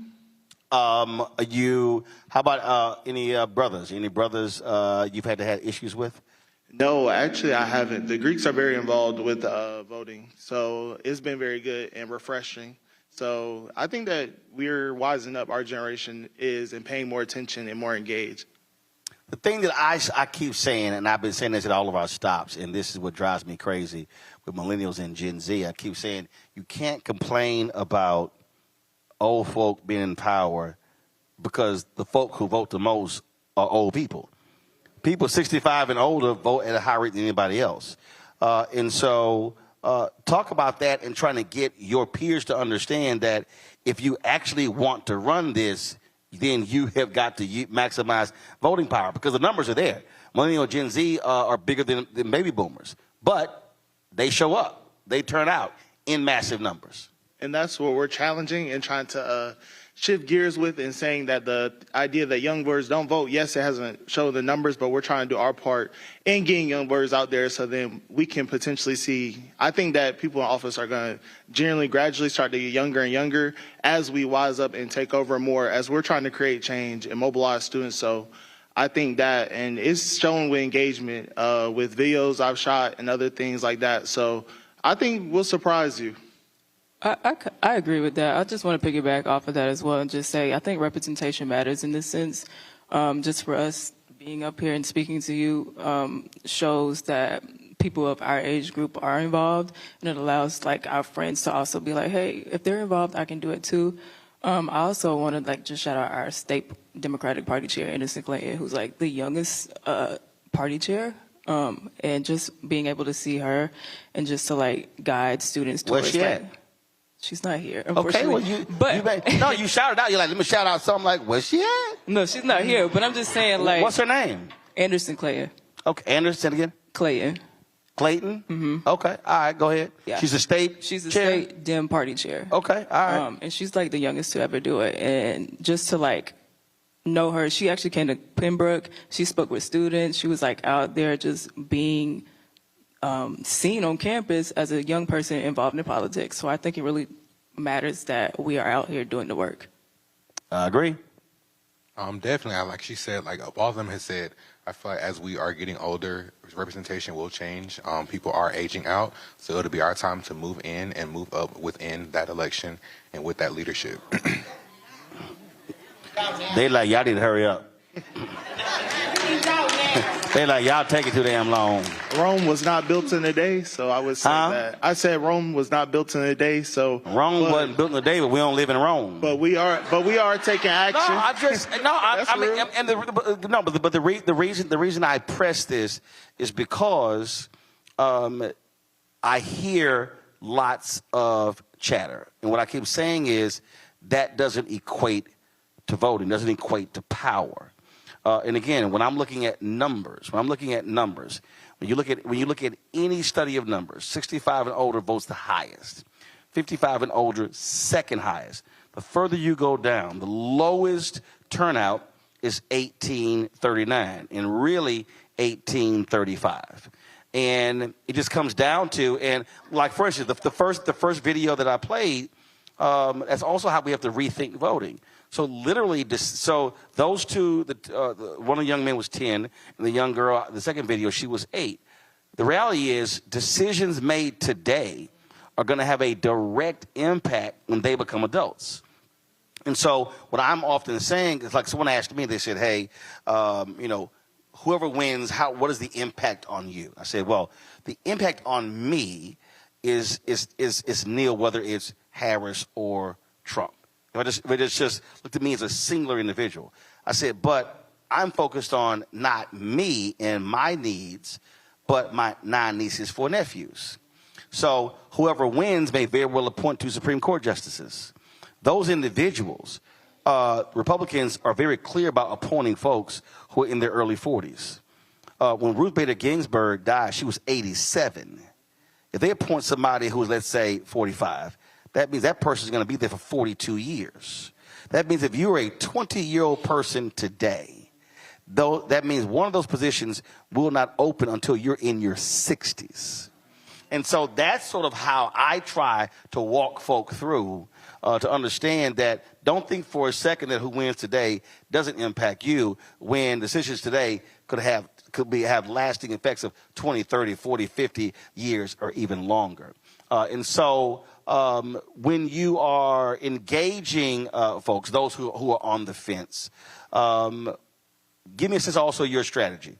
You talked a little bit about that, but what do you try to get them to reveal about the issues that they actually care about? How do you do that?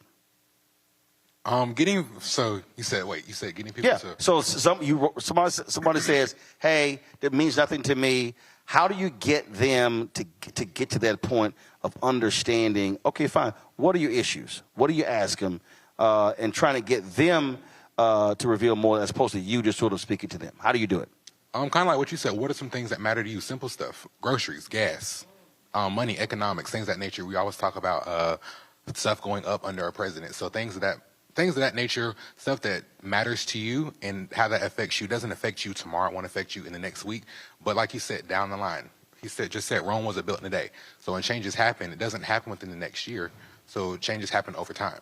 Brittany, are you also connecting the dots? Because a lot of folk have no clue with civics in terms of what a city council does, what a state rep does, what the Congress does.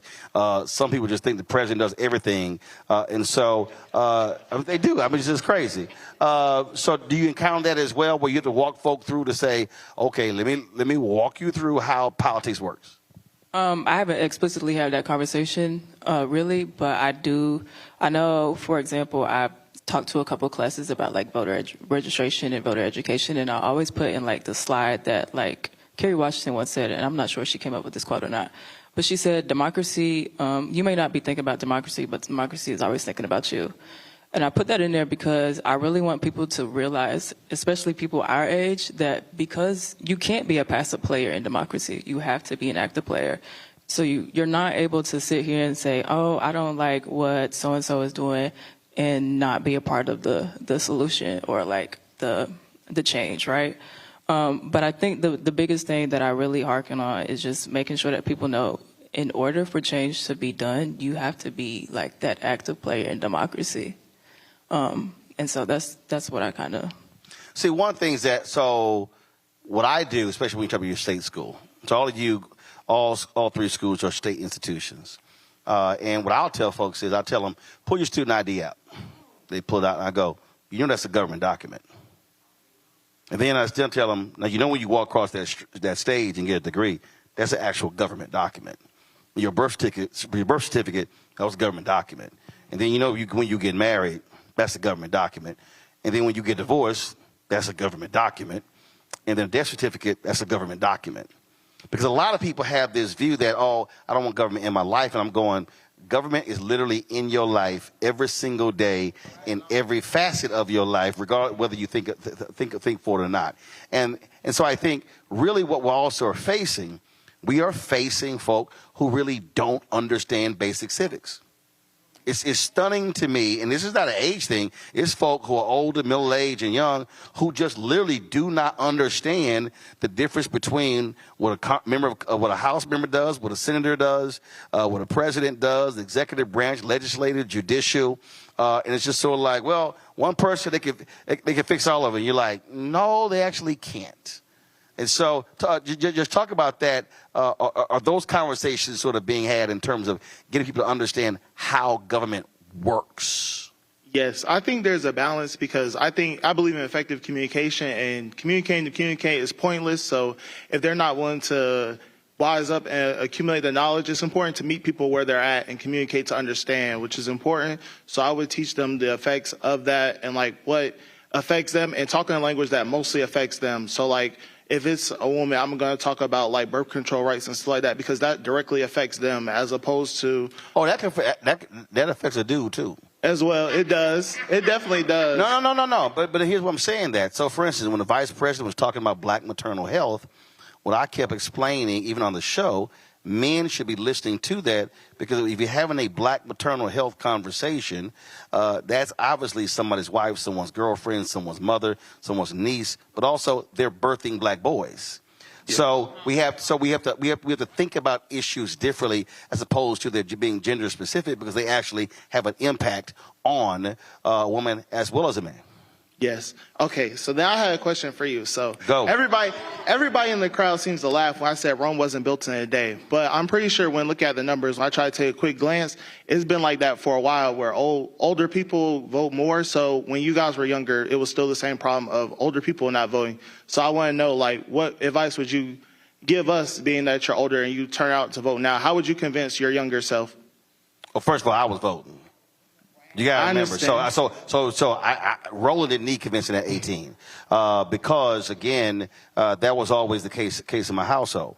But how I see in terms of when I'm communicating with someone, whether they are 18 or whether they are 80, what I say is, give me 3 things you care about. Give me 3 issues you care about. And then when they give me those 3 issues, I then, depending upon what we're talking about, presidential, U.S. Senate, House, governor, state rep, state senator, city council, county, school board, DA, judge, I will connect whatever those races are with that particular issue. So, matter of fact, it was 2016. There was a young sister, I had my radio show. It was a sister from North Carolina. She called the show, and she said, I'm not feeling Trump. I'm not feeling Hillary Clinton, so I'm going to focus on state issues. I said, okay. All right. Now, I knew she knew what the hell she was talking about. No, because she didn't get it. So I said, okay, fine. I said, give me your 3 issues. And she said, her first issue, she said voter suppression. I said, okay. I said, you do know federal judges play a role in that. I said, and then I said, who picks federal judges? President. I said, who confirms federal judges? Senate. I said, are you aware that one of your 2 Republican United States senators blocked 3 black women from being on the federal bench? She said, no, I didn't know that. I said, precisely. I said, so then she went to her second issue and her third issue. All 3 issues, there was a direct relation with who was president. I said, so can you now explain to me then how you could sit out? I said, you ain't got to love Hillary Clinton to vote for Hillary Clinton. I said, but you do have to understand whoever is sitting in the Oval Office is making decisions that have an impact on your 3 issues. And I walked her through each in terms of the role there. And it completely blew her mind because she actually thought I could leave the top of the ticket blank and then just only focus on my state. I said, no. Then we would start talking about funding. I said, do you know what block grant funding is? She said, so yeah, I heard of it. I said, well, block grant funding comes from the federal government. I said, they don't send to the city, it goes to the state. I said, so whoever's a governor, I said, is going to determine how that money gets applied to the states. Same thing. And so, again, she was just thinking I could tap out of the presidential race. I said, that's the last thing you can do on your 3 issues. And so that's the approach that I take. And again, we have to recognize people literally don't understand civics. Other thing I would challenge everybody here, do this as well. Tell them or ask them, Who's your city council member? Who's your county commissioner? Who's your state rep? Who's your state senator? I can guarantee you 95% of the people you ask have no idea.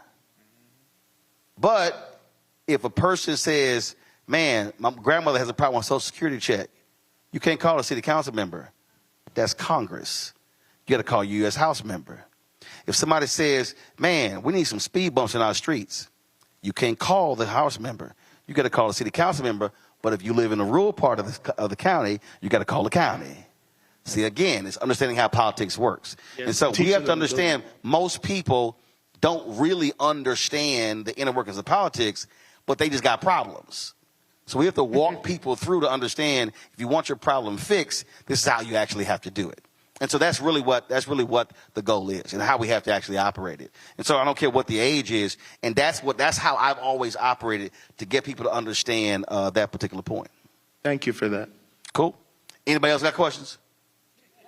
Y'all too stiff up here for me. It's supposed to be unfiltered. Y'all need to loosen up. Loosen up, relax, chill. Like Brittany over there, like, oh, what kind of tips you got? I'm like, just relax. Take it easy. I just wanted to be prepared. That's all. No, you good. You good.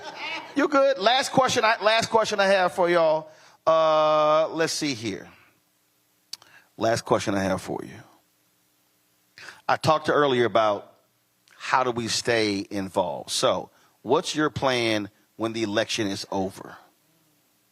You talked about the things that y'all were doing. Are you still going to keep that organization and mobilization in place to now begin to address other elections or other issues? Yes, I think the problem is we wait until election year to try to get the voter education and mobilization, so keeping that momentum going throughout. So when the next presidential election comes, you're not having to fully educate. See right there? Not fully educate, but you know. You just made the first mistake. You just said the next presidential election is 4 years away. Right. There are elections in between that. Boom. You got to worry about the building blocks. Boom. So next year, you likely have municipal elections here. Then you're going to have state elections. And then in 26, you're going to have midterm elections. Right. And then, of course, you're going to have, so again, that's my whole point. I want us to not be thinking presidential election to presidential election. I want us to be thinking election to election, which means when is the next school board election? When is the next city election? The next county election? The next DA election? The next judicial election? That's how we have to be thinking. And so to keep those infrastructures in place, and so then we just simply, and then keep the infrastructure in place so whoever wins, we now are activated to go to the state legislature, the county meeting, the city meeting to make our demands. Go ahead. You want me to go? Yeah, you about to jump in. Go ahead.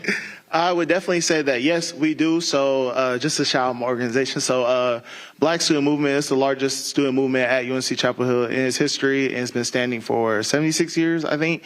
A part of that, as long with South of the Hill and some other organizations. My time there, obviously I'm not there, but I have put people in place in those 7 zones to be able to continue the legacy. So we actually do voting awareness and events like that each year. So that's why I was like, I'm glad you said something about when you're talking about the next presidential election, when it's really that you need to hit the small building block stones to the big picture. Yep. So you like building a puzzle and making the pieces fit together. So definitely it's about raising awareness. And I think that as like, not saying that you weren't informed or didn't know, but the fact that now you know that there are elections in between, that makes a big difference. So I think it's important to continue doing those. That's why the work you do after the election is actually really important and gets very yeah. And I'm gonna bring in. I'm gonna bring in a panel. I know Matt's still there. Michael's still there. Is our panel still there? Yes. Y'all let me know. Talk to a brother. We are here. Talk to a brother. Panel still there? We're here. All right, cool. Glad to see y'all still there. The thing here, Matt, the reason I wanted to make that point there, all those elections, how HBCUs could literally control local elections wherever they are. Prairie View A&M University, the reason Waller County has been fighting Prairie View for the last 30 years is because Prairie View students could literally determine who the county officials are if they voted in mass. We were just talking Wednesday in Elizabeth City, exact same thing. So when you look at where a lot of these HBCUs are, they are the largest employer and they're the largest block of voters. And so that's what I'm talking about. If we keep our organization mobilization in place, we can literally run the table in terms of school boards, city councils, and county governments where many of these large public HBCUs are located. Yeah, I definitely agree with that. Okay, hold on one second. Hold on. Yeah, that's a really astute point. Because one of the things we've talked about is rural black voters and them being left out. To this extent, to your point, I mean, if the HBCUs galvanize the right way in certain places, you not only can control those elections, but you build a block that becomes very hard to penetrate in subsequent elections. And one thing I wanted to mention about civic information is, you know, one of the things that complicates that now is we have people in positions who are doing things that kind of blur those civic lines. A good example is Ken Paxton here in Texas with a lot of his aggressive litigation that the Attorney General doesn't normally do. So it's incumbent on us to really educate ourselves to know what those positions can do when people are acting out of their authority and how to restrain them insofar as we make sure that we have those voting blocks to put the right people in positions to make sure they're not running roughshod over our democracy. Kelly, again, when we talk about thinking about voting blocks, look, elections are about math. And you go look up a lot of these elections. You literally have folks who are running for school boards, some that get elected with 200, 300, 400 votes. And so imagine if you have an HBCU with 2,000 or 3,000 or 4,000 students. I mean, you could sit here and just, especially if they're at large, you could take over the entire school board. In fact, you can literally have students run for the school board, and now they completely control the school board.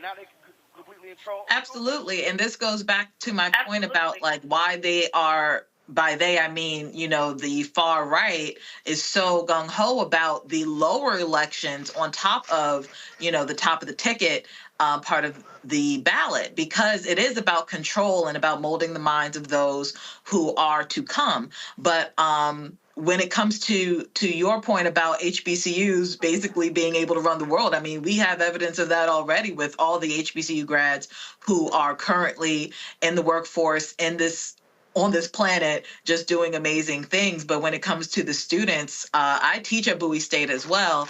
And, you know, every time I'm there, I am blown away by what these students are doing, how they're thinking, and what they plan on doing after. To your point, it would be incredible to see or have them realize what they can do now as students, the power that they have as a conglomerate. No, but you're absolutely right in that, you know, we could move mountains if the model shifted, if the frame of thinking shifted to what we can do now with what we have at our disposal at the moment, as opposed to just looking at, you know, 4-year increments. Michael, Republicans know that here in North Carolina, they split North Carolina A&T into 2 congressional districts, because they knew that if North Carolina A&T was in 1 congressional district, that is a huge voting block to determine the member of Congress from that congressional district. Absolutely. And this is an old trick when you deal with gerrymandering. This is an old trick that you have people who are trying to suppress the African-American vote do. So that is a sign of the power of the African-American vote. And I've often said, you know, Republicans fear our vote more than many of us value our vote. So you are connecting all these different issues and how they're connected, not just to who's in the White House or who's in Congress, but also your state legislature, your governor, et cetera. You know, right here in Michigan, Governor Gretchen Whitmer and the Democratic state legislature, they revoked the right to work law that was pushed by the Koch brothers, okay, and Americans for Prosperity. And that directly impacts people's ability, that directly impacts unions and how much people make as well. So this is understanding just one policy, but who's in office impacting your everyday, all aspects of life and your economic status as well. Right then. Hold tight 1 second. Let me thank our panel here. I certainly appreciate it. Thank you so very much. Folks, we're going to go to a break, come back with our last panel. Also, as we are here, former President Barack Obama, he's a rally right now in Arizona. And so you see folks are fanning out all across the country. We started the show off the top. Former President Bill Clinton is actually here in Cumberland County. We were there at the top. We were seeing him there speaking to folks here. He's actually hitting a couple of stops here. He's been in Georgia and other places. And so coming to this state, there are a number of other prominent individuals coming. Senator LaFonza Butler, California Governor Gavin Newsom, and Kentucky Governor Andy Beshear. Folks, again, we are less than 20 days before Election Day, but voting has already started. It's been going on 2 days here in North Carolina. It starts next week in Michigan. It starts Monday in Texas. And so we're in the full swing of things. And so we're covering all of these various things happening across the country. We'll be right back. Roland Martin Unfiltered on the Black Star Network, live from Fayetteville State University.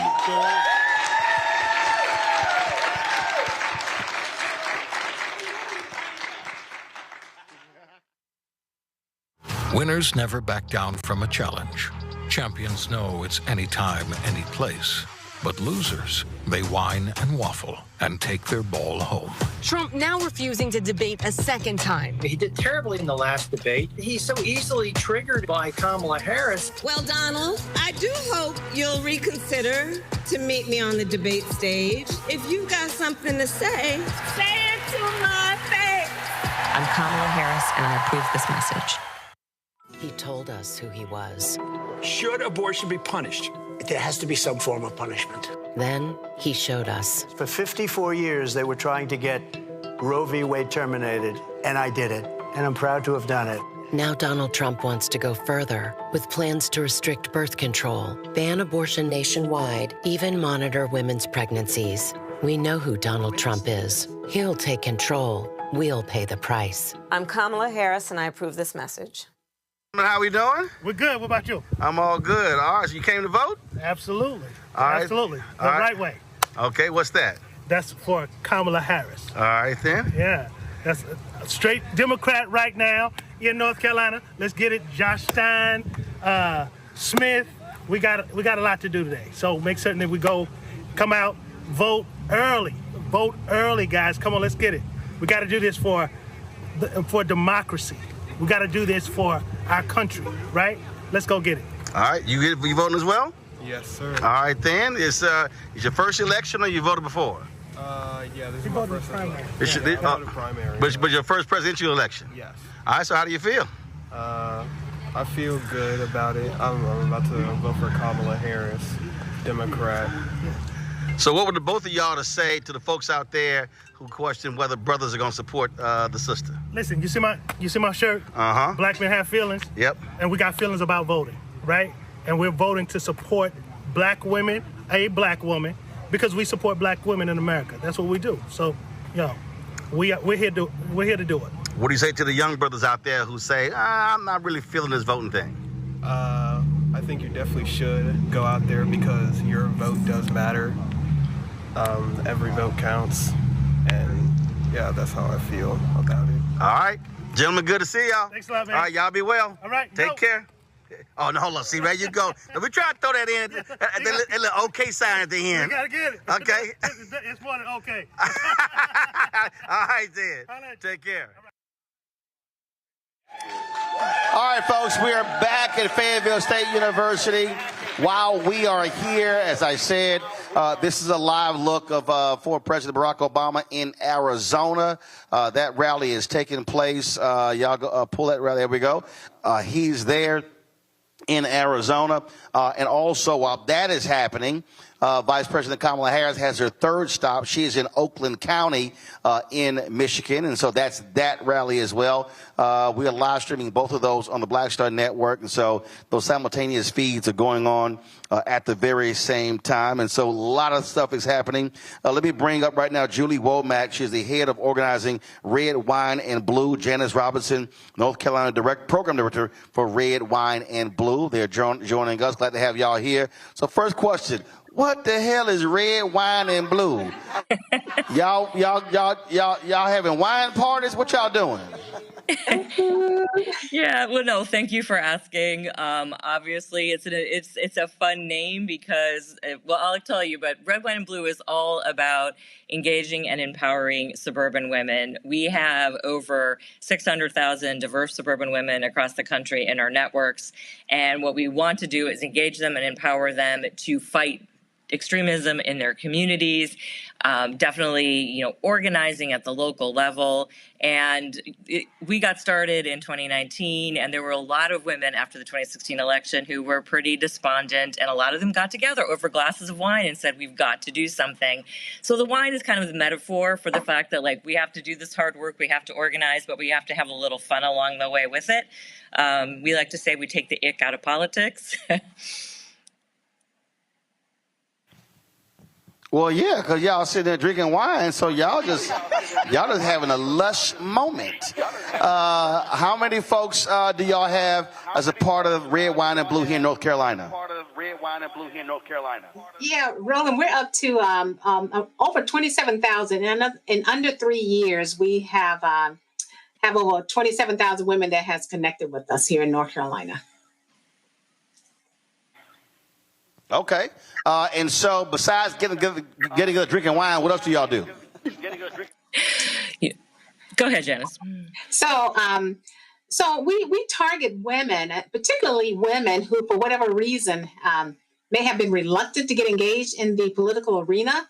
So we try to have provide unintimidating on-ramps to get engaged in the political arena. And like Julie said, we try to make it fun and so forth. So we do a lot of trainings, host a lot of events, house parties. I call them house parties with a purpose. And educating and training women how to use their political power. First, helping them to understand that they do have political power, and then how to use that political power to amplify their voices around the issues that are important to them. All right, then. Now somebody here who loves some wine, they want to get involved. How do they sign up? Where do they go? Well, you can just go to our website, which is redwine.blue, and you can sign up for our emails. We have a ton of events. We do a ton of training, so you can go look at our events page and get involved there. Like Janice said, there are so many people out there who are just not happy with what's going on in the country, whether it's the overturning of Roe, whether it's attacks on public education. And a lot of times they don't know how to get involved. And so that's really what we're here for. We are that non-threatening on-ramp to politics. We will help you get educated on the issues. We will help you feel empowered that you can talk to your friends and family. So check out Red Wine and Blue's website, redwine.blue. We would love to have everybody involved. We're national. So come find people who share your values and find out how you can get involved, how you can use your voice to make a difference, especially in those down ballot races. They are so important right now. And we're really, really teaching women how to use their voice and how to have those conversations about the issues and the candidates all the way down to school board and all those local races. Well, I don't drink. I never have. So, Wanda, what's your favorite wine? I mean, we talking about wine, so what's your favorite one?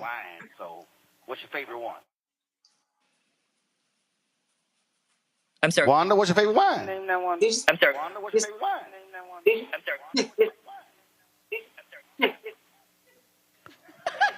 Y'all hear me? Wanda, Julie, your favorite wine? You say Janice or Wanda? You say Janice or Wanda? Your favorite wine. Okay, my favorite wine. If you're asking me. Okay, my favorite wine. I'm a Cabernet woman. Yeah, I'm more of a Pinot Grigio, but yes, definitely. Like I said, Red Wine and Blue would, we like to have fun. We like to get together. We like to make sure that we are, connecting people who have those shared values. But there's a lot of hard work going on here. There is a lot of training. We have women like across the country. We have almost 500 people who have formed local groups in almost all 50 states to try to organize and make a difference in these elections. So we got to have some fun with it. You got to build that community and friendship, but we are definitely doing that hard work and having a huge impact on these elections because it's so important and there's so much on the line. Well, I don't drink, so I have no idea what both of y'all just said. So I'll go, is it white, is it red? I don't know. So my daddy know not to send me to the store to go buy some alcohol because I'm going to come back with something they ain't never seen before. So we appreciate y'all out here making it happen. Enjoy red wine and blue. Let's get out and get folks activated. We appreciate y'all joining us. Thanks a lot. Thank you. Thanks for having us. Thank you. Thanks for having us. All right, have fun. Let's introduce our panel here at Fayetteville State. Angela Tatum Malloy, maternal health advocate. We have Adam Bayat, President, African American Caucus, Democratic Party activist. Also, Wanda Hunter, North Carolina Southeast Regional Organizer for Black Voters Matter. Put your hands together for them. So I'm very curious, as y'all been going out, having these conversations, early voting, we're 2 days in, what have the conversations been like with folks, canvassing, going door to door, talking to people in different places? What do they talk about? What do they care about? Or do they care? Anybody? I'll start. So first off, we have to start in the home and then go out canvassing. I have 4 daughters, 1 son. My son was a part, and my children are used to me putting them out there. My son was a part of that knucklehead group that was, well, I don't know if I'm going to vote, or, hell no. Right. Or, how old is your son? 25. Hell no. Right. He still borrow money? Huh? He still borrow money? Oh, he's been cut off. Boom, that's what I'm talking about. No, so he came, he came by, and not only... Please explain. Not only did I get on him, his sisters did. So, my son, just out there living life, thinking everything is just, easy breezy. And he's listening to that rhetoric, like you said, YouTube. He ain't listened to this YouTube show, them other fools. He has a link now. Yeah, he listens. Yes. Right. He listens to this one. His ass to be voting. Yes. But go ahead. I'm sorry. Go ahead. No, he's going to be voting. There you go. That was taken care of. So, what we do is, it's a tradition in our home about voting. I have 9 grandchildren. They all of them. We had a little from 2, 3. We were all voting together. So he's been there. He knows about voting. And what we typically do is we always rally and get our plan on, what are we doing on the first day? Where are we going? We usually try to go as a family, but as they get older, it's kind of in groups. And he was like, I don't know if I'm going to vote. I couldn't even get started. His sisters jumped on him, which I was glad that they did. And so, fast forwarding, he is voting. He realized the wrath that came down. And so I don't, I know people say, well, don't make him feel too pressure. I disagree. I put the pressure. You're right. Cut them off. Yes. Also, my family, we had the men, because our women are good with getting out and voting.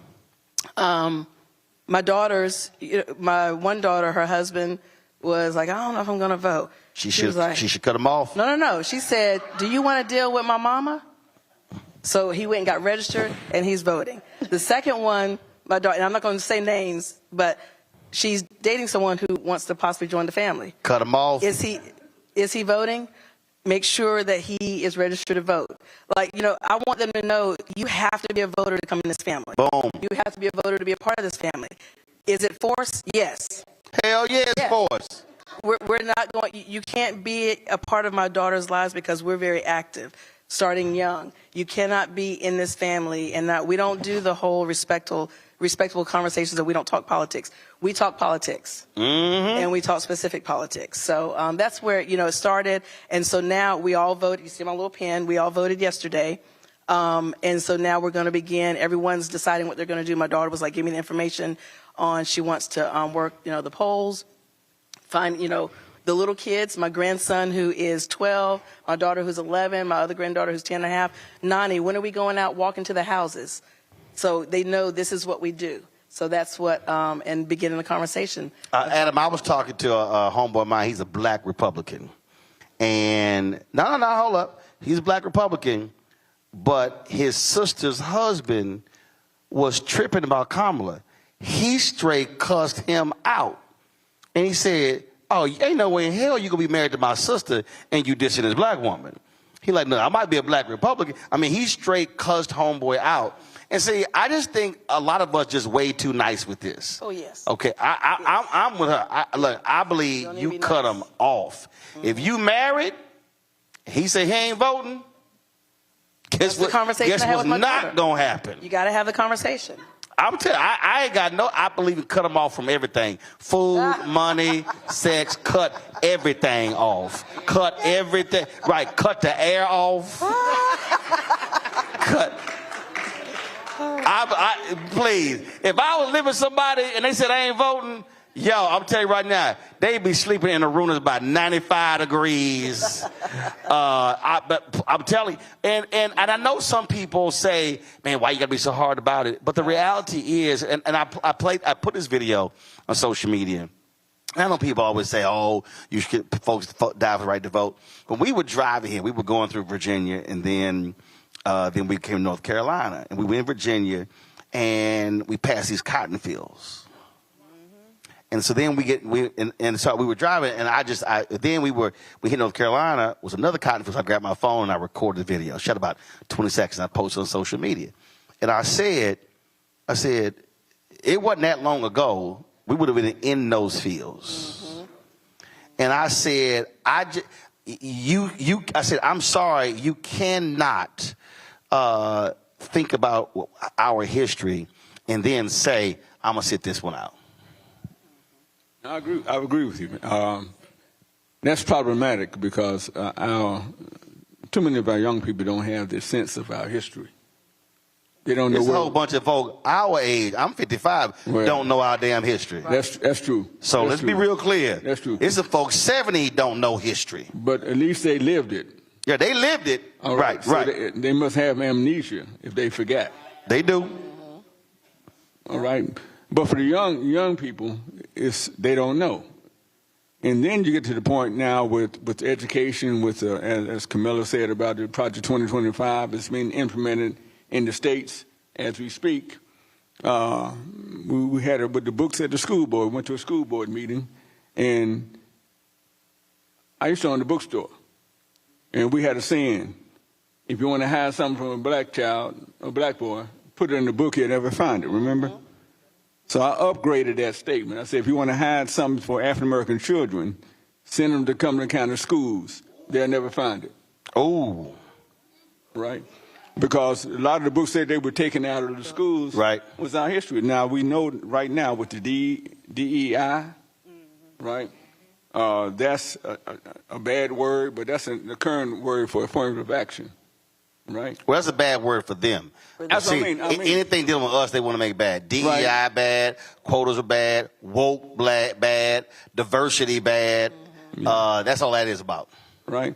So when you really see it, we're feeling the effects of Project 2025, even though it hasn't officially passed. But why do they want to push it? Well, actually, back in the day when America was supposedly great, the federal government would not support the rights of the African Americans, right? Now that there's efforts in the federal government to make it truly equal for more people, certain people can take it. I was on social media and this guy I know, I think he's in politics, and he was whining. And I said, don't worry about it. You'll be able to survive. Because we survived. But he didn't want to do that. So that's why we have to share with the young people from historical point of view what they're trying to bring back. Exactly. I just had an incident with my grandson. I'm a 25-year veteran homeschooler. So, my kids, I homeschool them. But my grandson, because my oldest daughter did not like homeschooling, and I, got my grandson to come up here, one stipulation, she wanted him in public schools. So I guess there was a holiday or something, Columbus Day. So he gets an assignment. Fate day. Right. So, Nani is looking over the assignment because we're looking at it together. I see Columbus, hero or villain. I'm like, okay, First question. Villain. Was it right? So then we start going through the text, and the way the text was written, and it said use sentences from the text, everything was for a hero. Right. I wrote the teacher and said, my grandson will not be using this colonized article. This is the one he's going to be using. Here's some resources for you. Printed it out. I said, we're going to answer the same questions. I even found one that said the same title, hero or villain, but it had the truth. And so he was able, teacher didn't text back. But I said, and I'm expecting that he gets this graded, because I wasn't going to have him not do the work. Right. But we were going to make sure he was going to answer with the truth. My daughter was like, oh my gosh. I was like, no, we can't. If he's going to be in this public school system where you wanted him to be. You were like, no, you want him in the public school system. So we're going to make sure that they know he's going to be exposed to the truth. And also make sure you're talking to the young kids. My grandson comes and he, Nani, my friend, he's a Republican. Is he black or white, son? He's black. Okay, so how did that conversation start? Because the kids are asking, what are your parents? They're asking. And if you leave your children unprepared in how to have that conversation, that's where it begins, where they're able to start taking on someone else's ideologies, because we haven't prepared them, because we're thinking at school, oh, they're not talking about politics. Yes, they are talking about politics. Listen, I got nothing but P's and U's in conduct, because I was challenging all kinds of teachers. Yes, too. Lord, right here if I had the internet at my fingertips today, oh gosh, man, I'd probably be kicked out. I don't know how many classes, because I'd be just jacking folk up. Yeah. Want to talk about the work that y'all are doing here, because Black Voters Matter. Y'all going places other folks scared to go, and I mean, like deep in the country, but talk about. It's a reality. I was talking to a sister the other day, and she was telling me, she said, well, people have to understand there are a lot of people who are afraid to vote because they're living in deep red cities, counties. Voting rolls are public, and she said there are employers that are checking that stuff. So it's not as simple as some folk think that you can just vote the way you want to. She said there are black people in 2024 in rural parts of the state who are scared because they might lose their job based on how they vote. Are y'all encountering that? Yeah, so when you were talking about the cotton fields, it reminded me of a couple of weekends ago traveling to Jacksonville, and I actually went through a town called Richlands, and I didn't realize where I was, but I saw a whole bunch of Trump and Vance signs, and my GPS lost the signal. Oh. I had to check and see how much gas I had. Like, oh, hell. Hold up, you got an iPhone or Android? I got both. Okay. Yeah, because with the iPhone, you can still connect to the satellite. But that doesn't always work. I was in the mountains, and the signal went out, and it was almost dark. Because black people are not supposed to be in the mountains. That's why. Well, you I was trying to help. You need to stay. You need to stay on flat areas. And it was telling me to make a U-turn, and my daughter was asleep. And I said, wake up. I said, get your phone out and turn the GPS on, make sure we're going the right way, because we ain't finna turn around right now. But it reminded me of that, because everywhere you look, to the right and to the left, there's nothing but cotton fields. And so I was like, all of this is cotton. And she's like, boy, that's a lot of cotton. She's 12. She just turned 12. So those are some of the areas that we go into. And those rural areas, a lot of times it's harder for people to get transportation to the polls. And also in some of the things that we're experiencing now in counties like New Hanover, although New Hanover was flipped in 2020 to blue, they're experiencing where the Cape Fear Community College doesn't want nonpartisan organizations in front of the polling site. They're telling them that they can't come on to the polling site to give voters information about who to vote for, even if they're nonpartisan. And I told them, I said, you all need a petition for a new polling site, because these individuals get paid to have this polling site here. These are your tax dollars that are paying for this site to be right here. And so when they told me the history of how the site got moved, there was a housing project and the site was in a different location. When they closed down the housing project to renovate, then they moved the polling site. Now the housing project has been redeveloped, but they have not removed the polling site. So when we talk about the work goes on even after the election, now that we're here at the election, they can't change it now, but their next move needs to be to petition for a new polling site so they don't have to still go through that rigmarole with Cape Fear Community College. Well, we had West Memphis, Arkansas on the show, an exact same thing. And they were trying to move it from this black church to the location when that's where majority of the folks actually vote and live. But they wanted to move it a mile away, and that mile is a huge difference when it comes to people actually voting. Last round of questions here. When we talk about, again, going back to these personal conversations, you said we got no problem having them. I think that's one of the things today. Folk are scared to have the discussions, and forget if you have somebody in your family who's a Republican. There must be discussions, whether everybody voting Democrat, where you're focused on issues and getting people to understand the nuances of public policy. So that's what I do. You know, with my work in Black maternal health, which is the focus, I get a lot of people, telling me they love the work I do on both sides.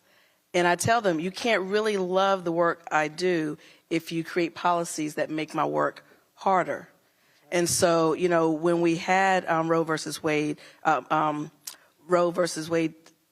taken away, now what's happening is our pregnant women, it's taking them longer to get into see an OBGYN. Almost, 12, 14, 16 weeks, sometimes 20 weeks.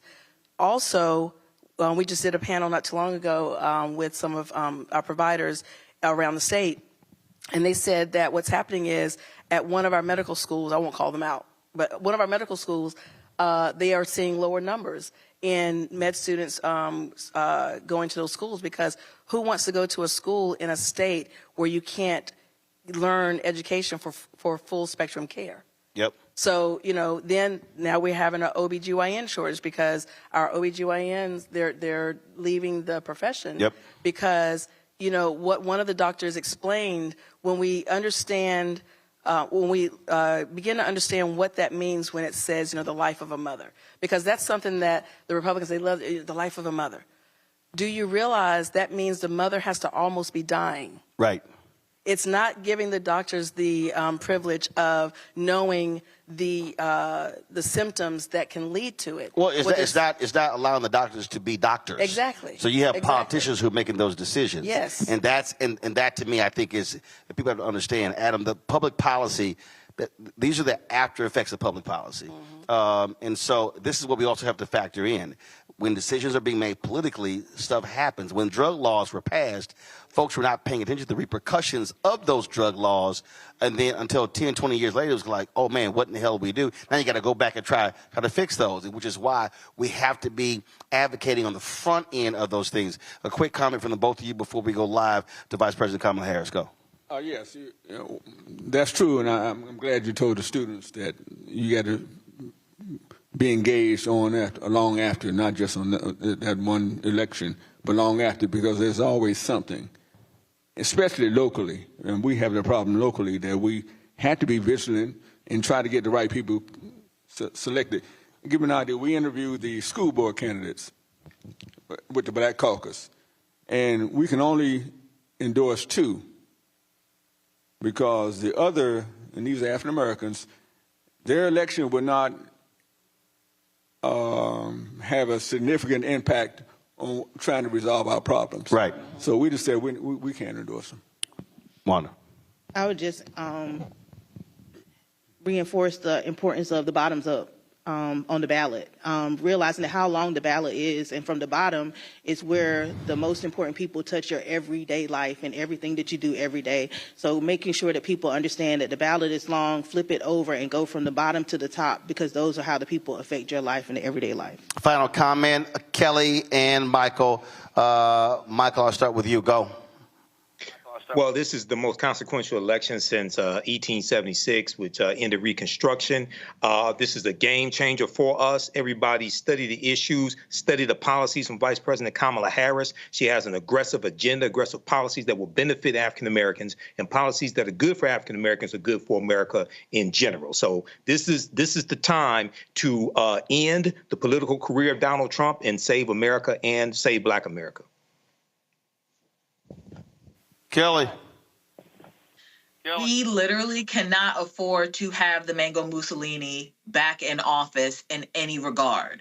So whatever kind of ism you have, whether it's sexism, misogyny, classism, elitism, pick an ism, pick an ogeny, pick an ist, if you have it, put it to the side, because we need to be united on the fact that Donald Trump is not good for this country. He is not good for the economy. He is not good for women's bodies. He is not a good person at all. There is nothing redeemable about this man to put him anywhere close to the Oval Office again. So we need to put our differences aside to make sure that the right person, in this case being Vice President Kamala Harris, is in the position to truly make this country recalibrate and go back into a move forward in such a way that we can actually make something happen that is better, that is safer, that is even just better as a whole for our children, for us to be proud of this country again. I will close this out, folks, again with math. Wisconsin, 10 electoral college votes. Michigan, 15. Pennsylvania, 19. North Carolina, 16. Then Senator Barack Obama won this state by 14,100 votes. And that was driven by these large black counties in East North Carolina voting in significant numbers. What black folks have to understand in North Carolina, we saw it in Georgia in 2020. We've seen this in other places, that when we vote, we win. In Milwaukee in 2022, 50,000 fewer people voted in the midterm election in 2022 than who voted in 2020 presidential election. Mandela Barnes, Lieutenant Governor, African American, lost by 26,000 votes statewide in Wisconsin. And that's how MAGA Senator Ron Johnson got reelected. If those 50,000 people in Milwaukee, largely African American, had voted, then you would have a black United States Senator from Wisconsin. In this state, Sherrod Beasley lost her Chief Justice race for the Supreme Court by 401 votes. And you had more than 100,000 black people who were eligible but who did not vote. The North Carolina Supreme Court was on pace to be 6-1 Democrats. When it flipped, they dealt with racial gerrymandering. They dealt with a lot of major issues. That Supreme Court is now 5-2 Republican. And remember, after the midterm elections, there were 3 decisions made by that Supreme Court. When it flipped after the election, they went back and then relitigated those 3 cases and changed those decisions. And so what our people have to understand, when we maximize our numbers, we literally win. And so North Carolina, you've got less than 20 days, same as in Georgia, same as all the other places. And when we maximize our numbers, we change the game. And so I always say, voters, shut the hell up. Because I get tired of people complaining about issues, complaining about what needs to change, but then they do not use their power. So let me thank all the folks at Fayetteville State University, all the folks who've helped us on this 3-day tour. We were in Pennsylvania 3 days last week, 3 days this week. The folks in Georgia were calling me today. The folks in Wisconsin and Michigan, I told them, I said, I told y'all to call my ass earlier, but y'all didn't wait until October. But the days are running out. And so we're going to be on the road. Folks, go ahead and show the graphics. Sunday, I'm headed to Dallas. Literally, we're driving back tonight, but I'm on a noon flight to Dallas. I will be at Friendship West Baptist Church on Sunday morning. Reverend Dr. Frederick Haynes, he is doing the Howard Homecoming Weekend service at Rankin Chapel. And so he said, Roland, I need you to go ahead and speak. He didn't tell me that speak. I thought it was some other kind of speaking, but fine, I go ahead and handle his 10 o'clock service. And so woman asked me, she said, your wife was ordained minister? I'm like, yeah, she got papers. I'm bootleg. So I'll be at Friendship West 10 a.m. on Monday. We're going to be voting. We're going to be traveling around Dallas County. First day of early voting in Texas begins on Monday. We'll be traveling with Congresswoman Jasmine Crockett. And then I'll be broadcasting live from Friendship West Baptist Church on Monday night. Back to D.C. on Tuesday. I'll be in Brooklyn, New York on Wednesday. And then we're broadcasting live from Edward Waters University in Jacksonville next Thursday. And then we'll be somewhere else Friday. But that's our schedule. So, folks, please be safe. Thank you so much again to Fayetteville State. Let me thank Rocky Mount Word Church. Let me thank, of course, Elizabeth City State University. We had a fantastic last 3 days here in North Carolina. So, please, folks, maximize your vote so we can utilize and, again, maximize black power. Thanks a bunch. Holla! Stage of their development.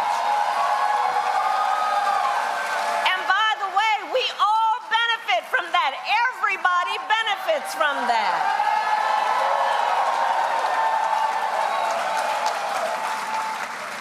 So these are just some examples of our plan, and all of that to say, look, I will always stand and fight for the middle class and working families of America.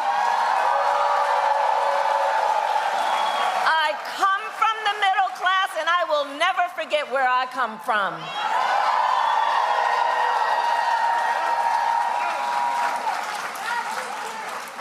My plan also invests in American manufacturing and innovation. And I will make sure America, not China, wins the competition for the 21st century.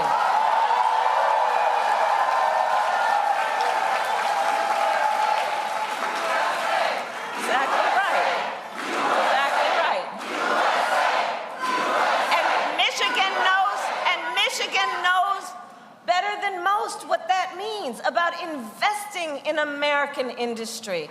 Under my plan, we will invest in the industries that built America, like steel, iron, and the great American auto industry.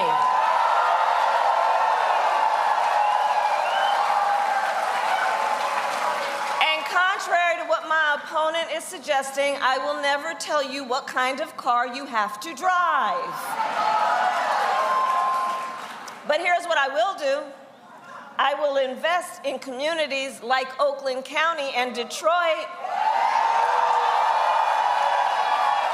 We will retool existing factories and hire locally and work with unions to create good-paying jobs.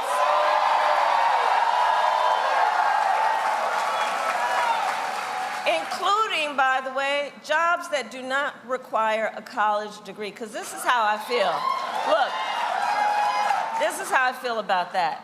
We all know a college degree is not the only measure of the skills and experience of a qualified worker.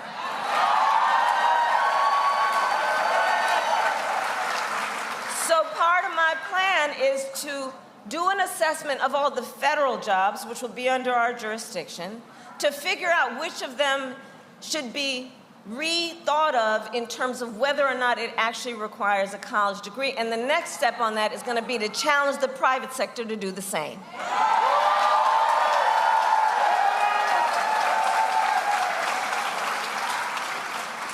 I will also protect the pensions of union members and retirees.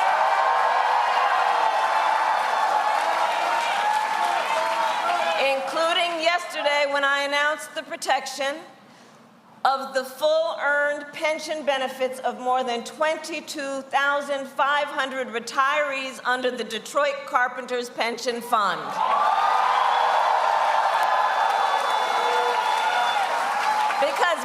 the point about dignity, I understand the dignity of work, and I understand the importance of having dignity in your retirement.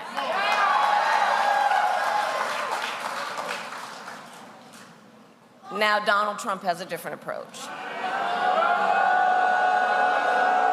I don't need to tell you, he's full of big promises, but always fails to deliver. Always fails to deliver. So, remember, he said he was the only one, you know how he talks, the only one who could bring back America's manufacturing jobs. Remember when he said that?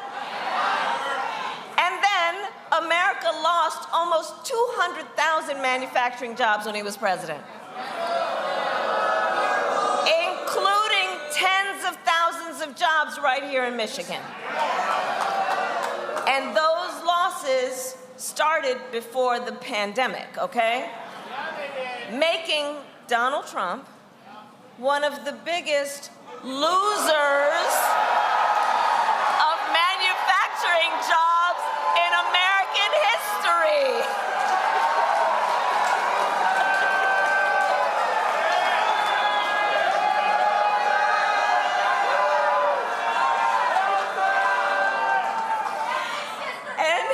And his track record for the auto industry was also a disaster.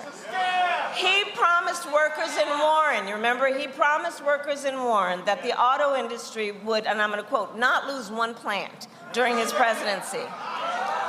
Then, American automakers announced the closure of 6 auto plants when he was president,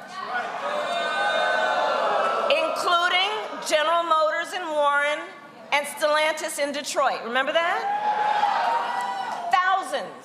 Thousands of Michigan auto workers lost their jobs. And Donald Trump's running mate, you know, because the position was vacant and he had to fill it, right? You know, for the young people here, you know when you go for an interview and you sit down at the interview and you ask the person who's interviewing, why is the job vacant? So Donald Trump's current running mate recently suggested that if they win, they would threaten the Grand River Assembly Plant in Lansing.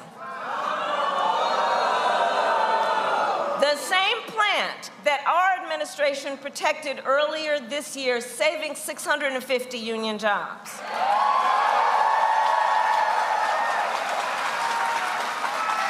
And remember, Donald Trump encouraged automakers to move their plants out of Michigan so they could pay their workers less. And when the UAW went on strike, to demand the higher wages that you deserved, Donald Trump went to a non-union shop. Remember? And he attacked the UAW. And he said striking and collective bargaining don't, and I'm going to quote, don't make a damn bit of difference. That's what he said about striking and collective bargaining. Well, Michigan, you know better, we know better. Strong unions mean higher wages, better health care, and greater dignity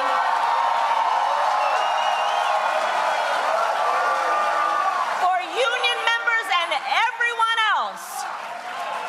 Because you don't have to be a member of a union to thank unions for your 5-day work week and your vacation time and your sick leave. Thank a union.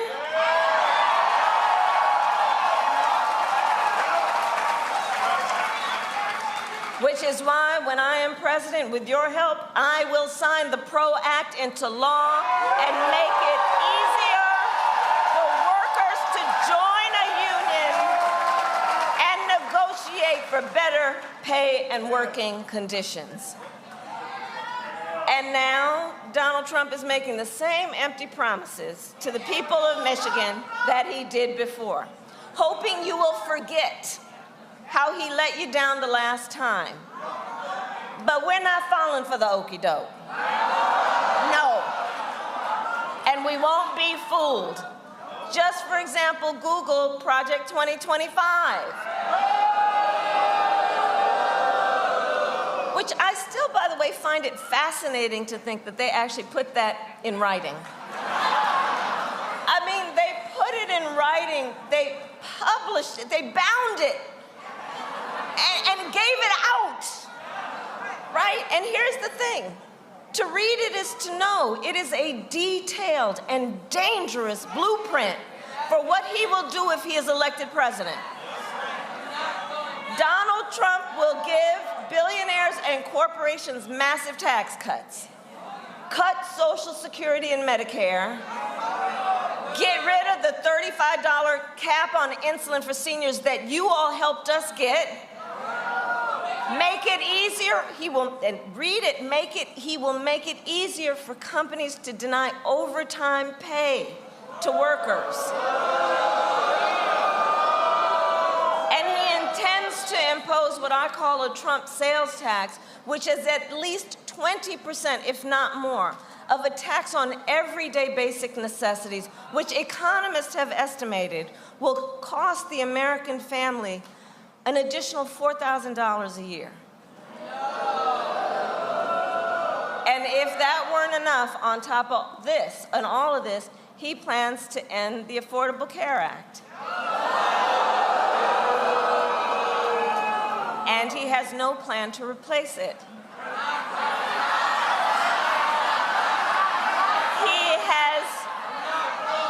Because he has, quote, concepts of a plan.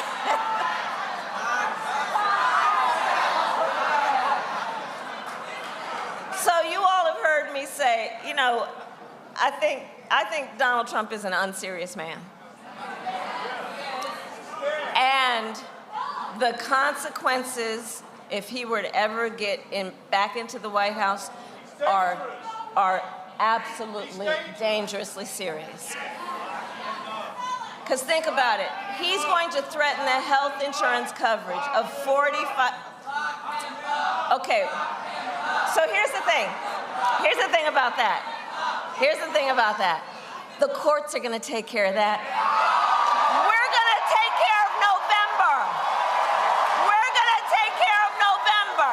How about that? Right? We'll take care of November. Of a plan. So think about it in terms of the serious nature of this. He's basically threatening the health insurance coverage of 45 million Americans based on a concept and taking us back to when you remember insurance companies could deny people with pre-existing conditions. You remember what that was? And that's why we are not going back. We are not going back. No, we are not going back. We will move forward. We will move forward. Because ours is a fight for the future. Ours is a fight for the future, and it is a fight for freedom. Like the fundamental freedom of a woman to make decisions about her own body and not have her government tell her what to do. And we remember how we got here, right? Donald Trump hand-selected 3 members of the United States Supreme Court with the intention that they would undo the protections of Roe v. Wade, and they did as he intended. And now check this out. In America, 1 in 3 women live in a state with a Trump abortion ban. Many with no exception even for rape and incest, which means you're telling someone who is a survivor of a violation to their body that they have no right to make a decision about what happens to their body next? That is immoral. Immoral. And let us agree, one does not have to abandon their faith or deeply held beliefs to agree the government should not be telling her what to do with her body. Not the government. Not the government. No. If she chooses, she will talk with her priest, her pastor, her rabbi, her imam, but not the government and some folks up in a state house telling her what's in her own best interest. And so here's my pledge to you. When Congress passes a bill to restore reproductive freedom nationwide, as President of the United States, I will proudly sign it into law. Proudly sign it into law.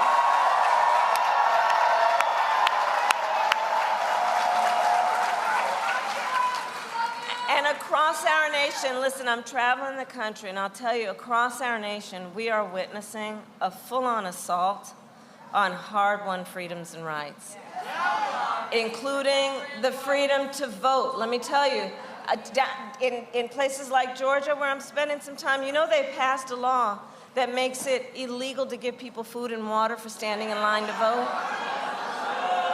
Yeah, I mean, the hypocrisy abounds.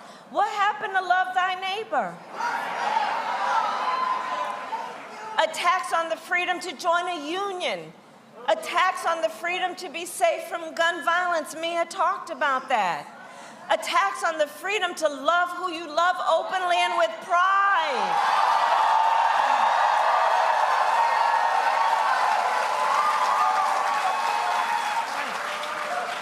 So I say all that to say what you know, which is again why you are spending your precious time here.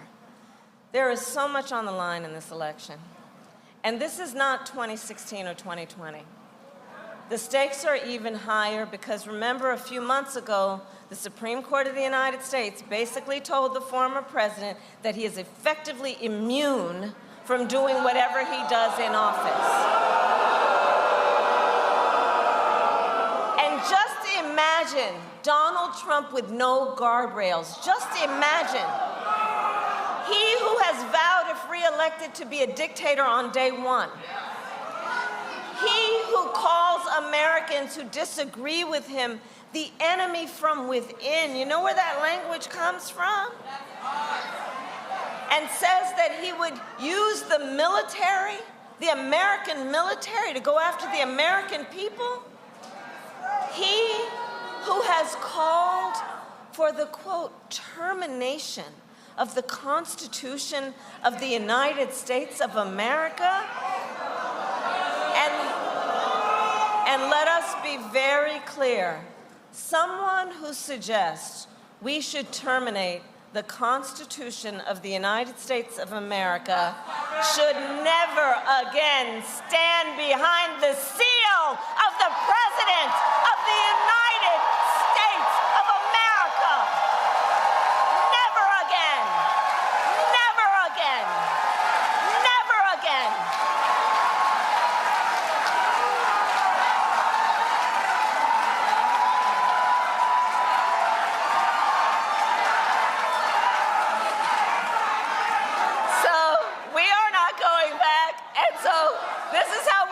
Sure we don't go back. Okay, so here, let's get to the business then.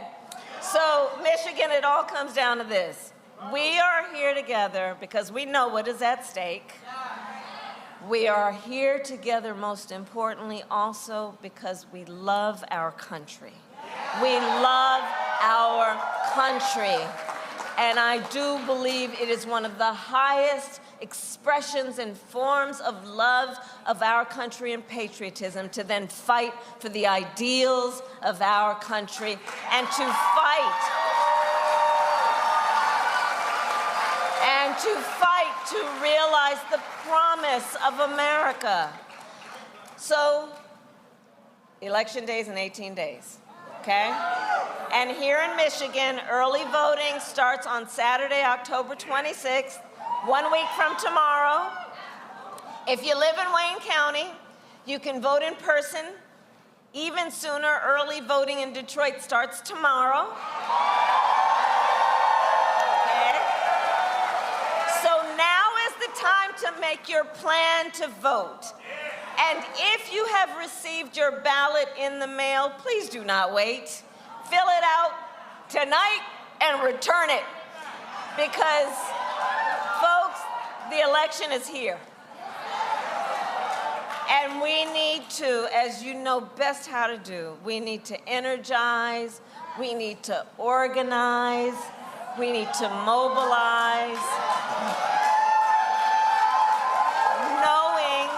knowing our vote is our voice, and your voice is your power. So Michigan, today I ask you, are you ready to make your voices heard?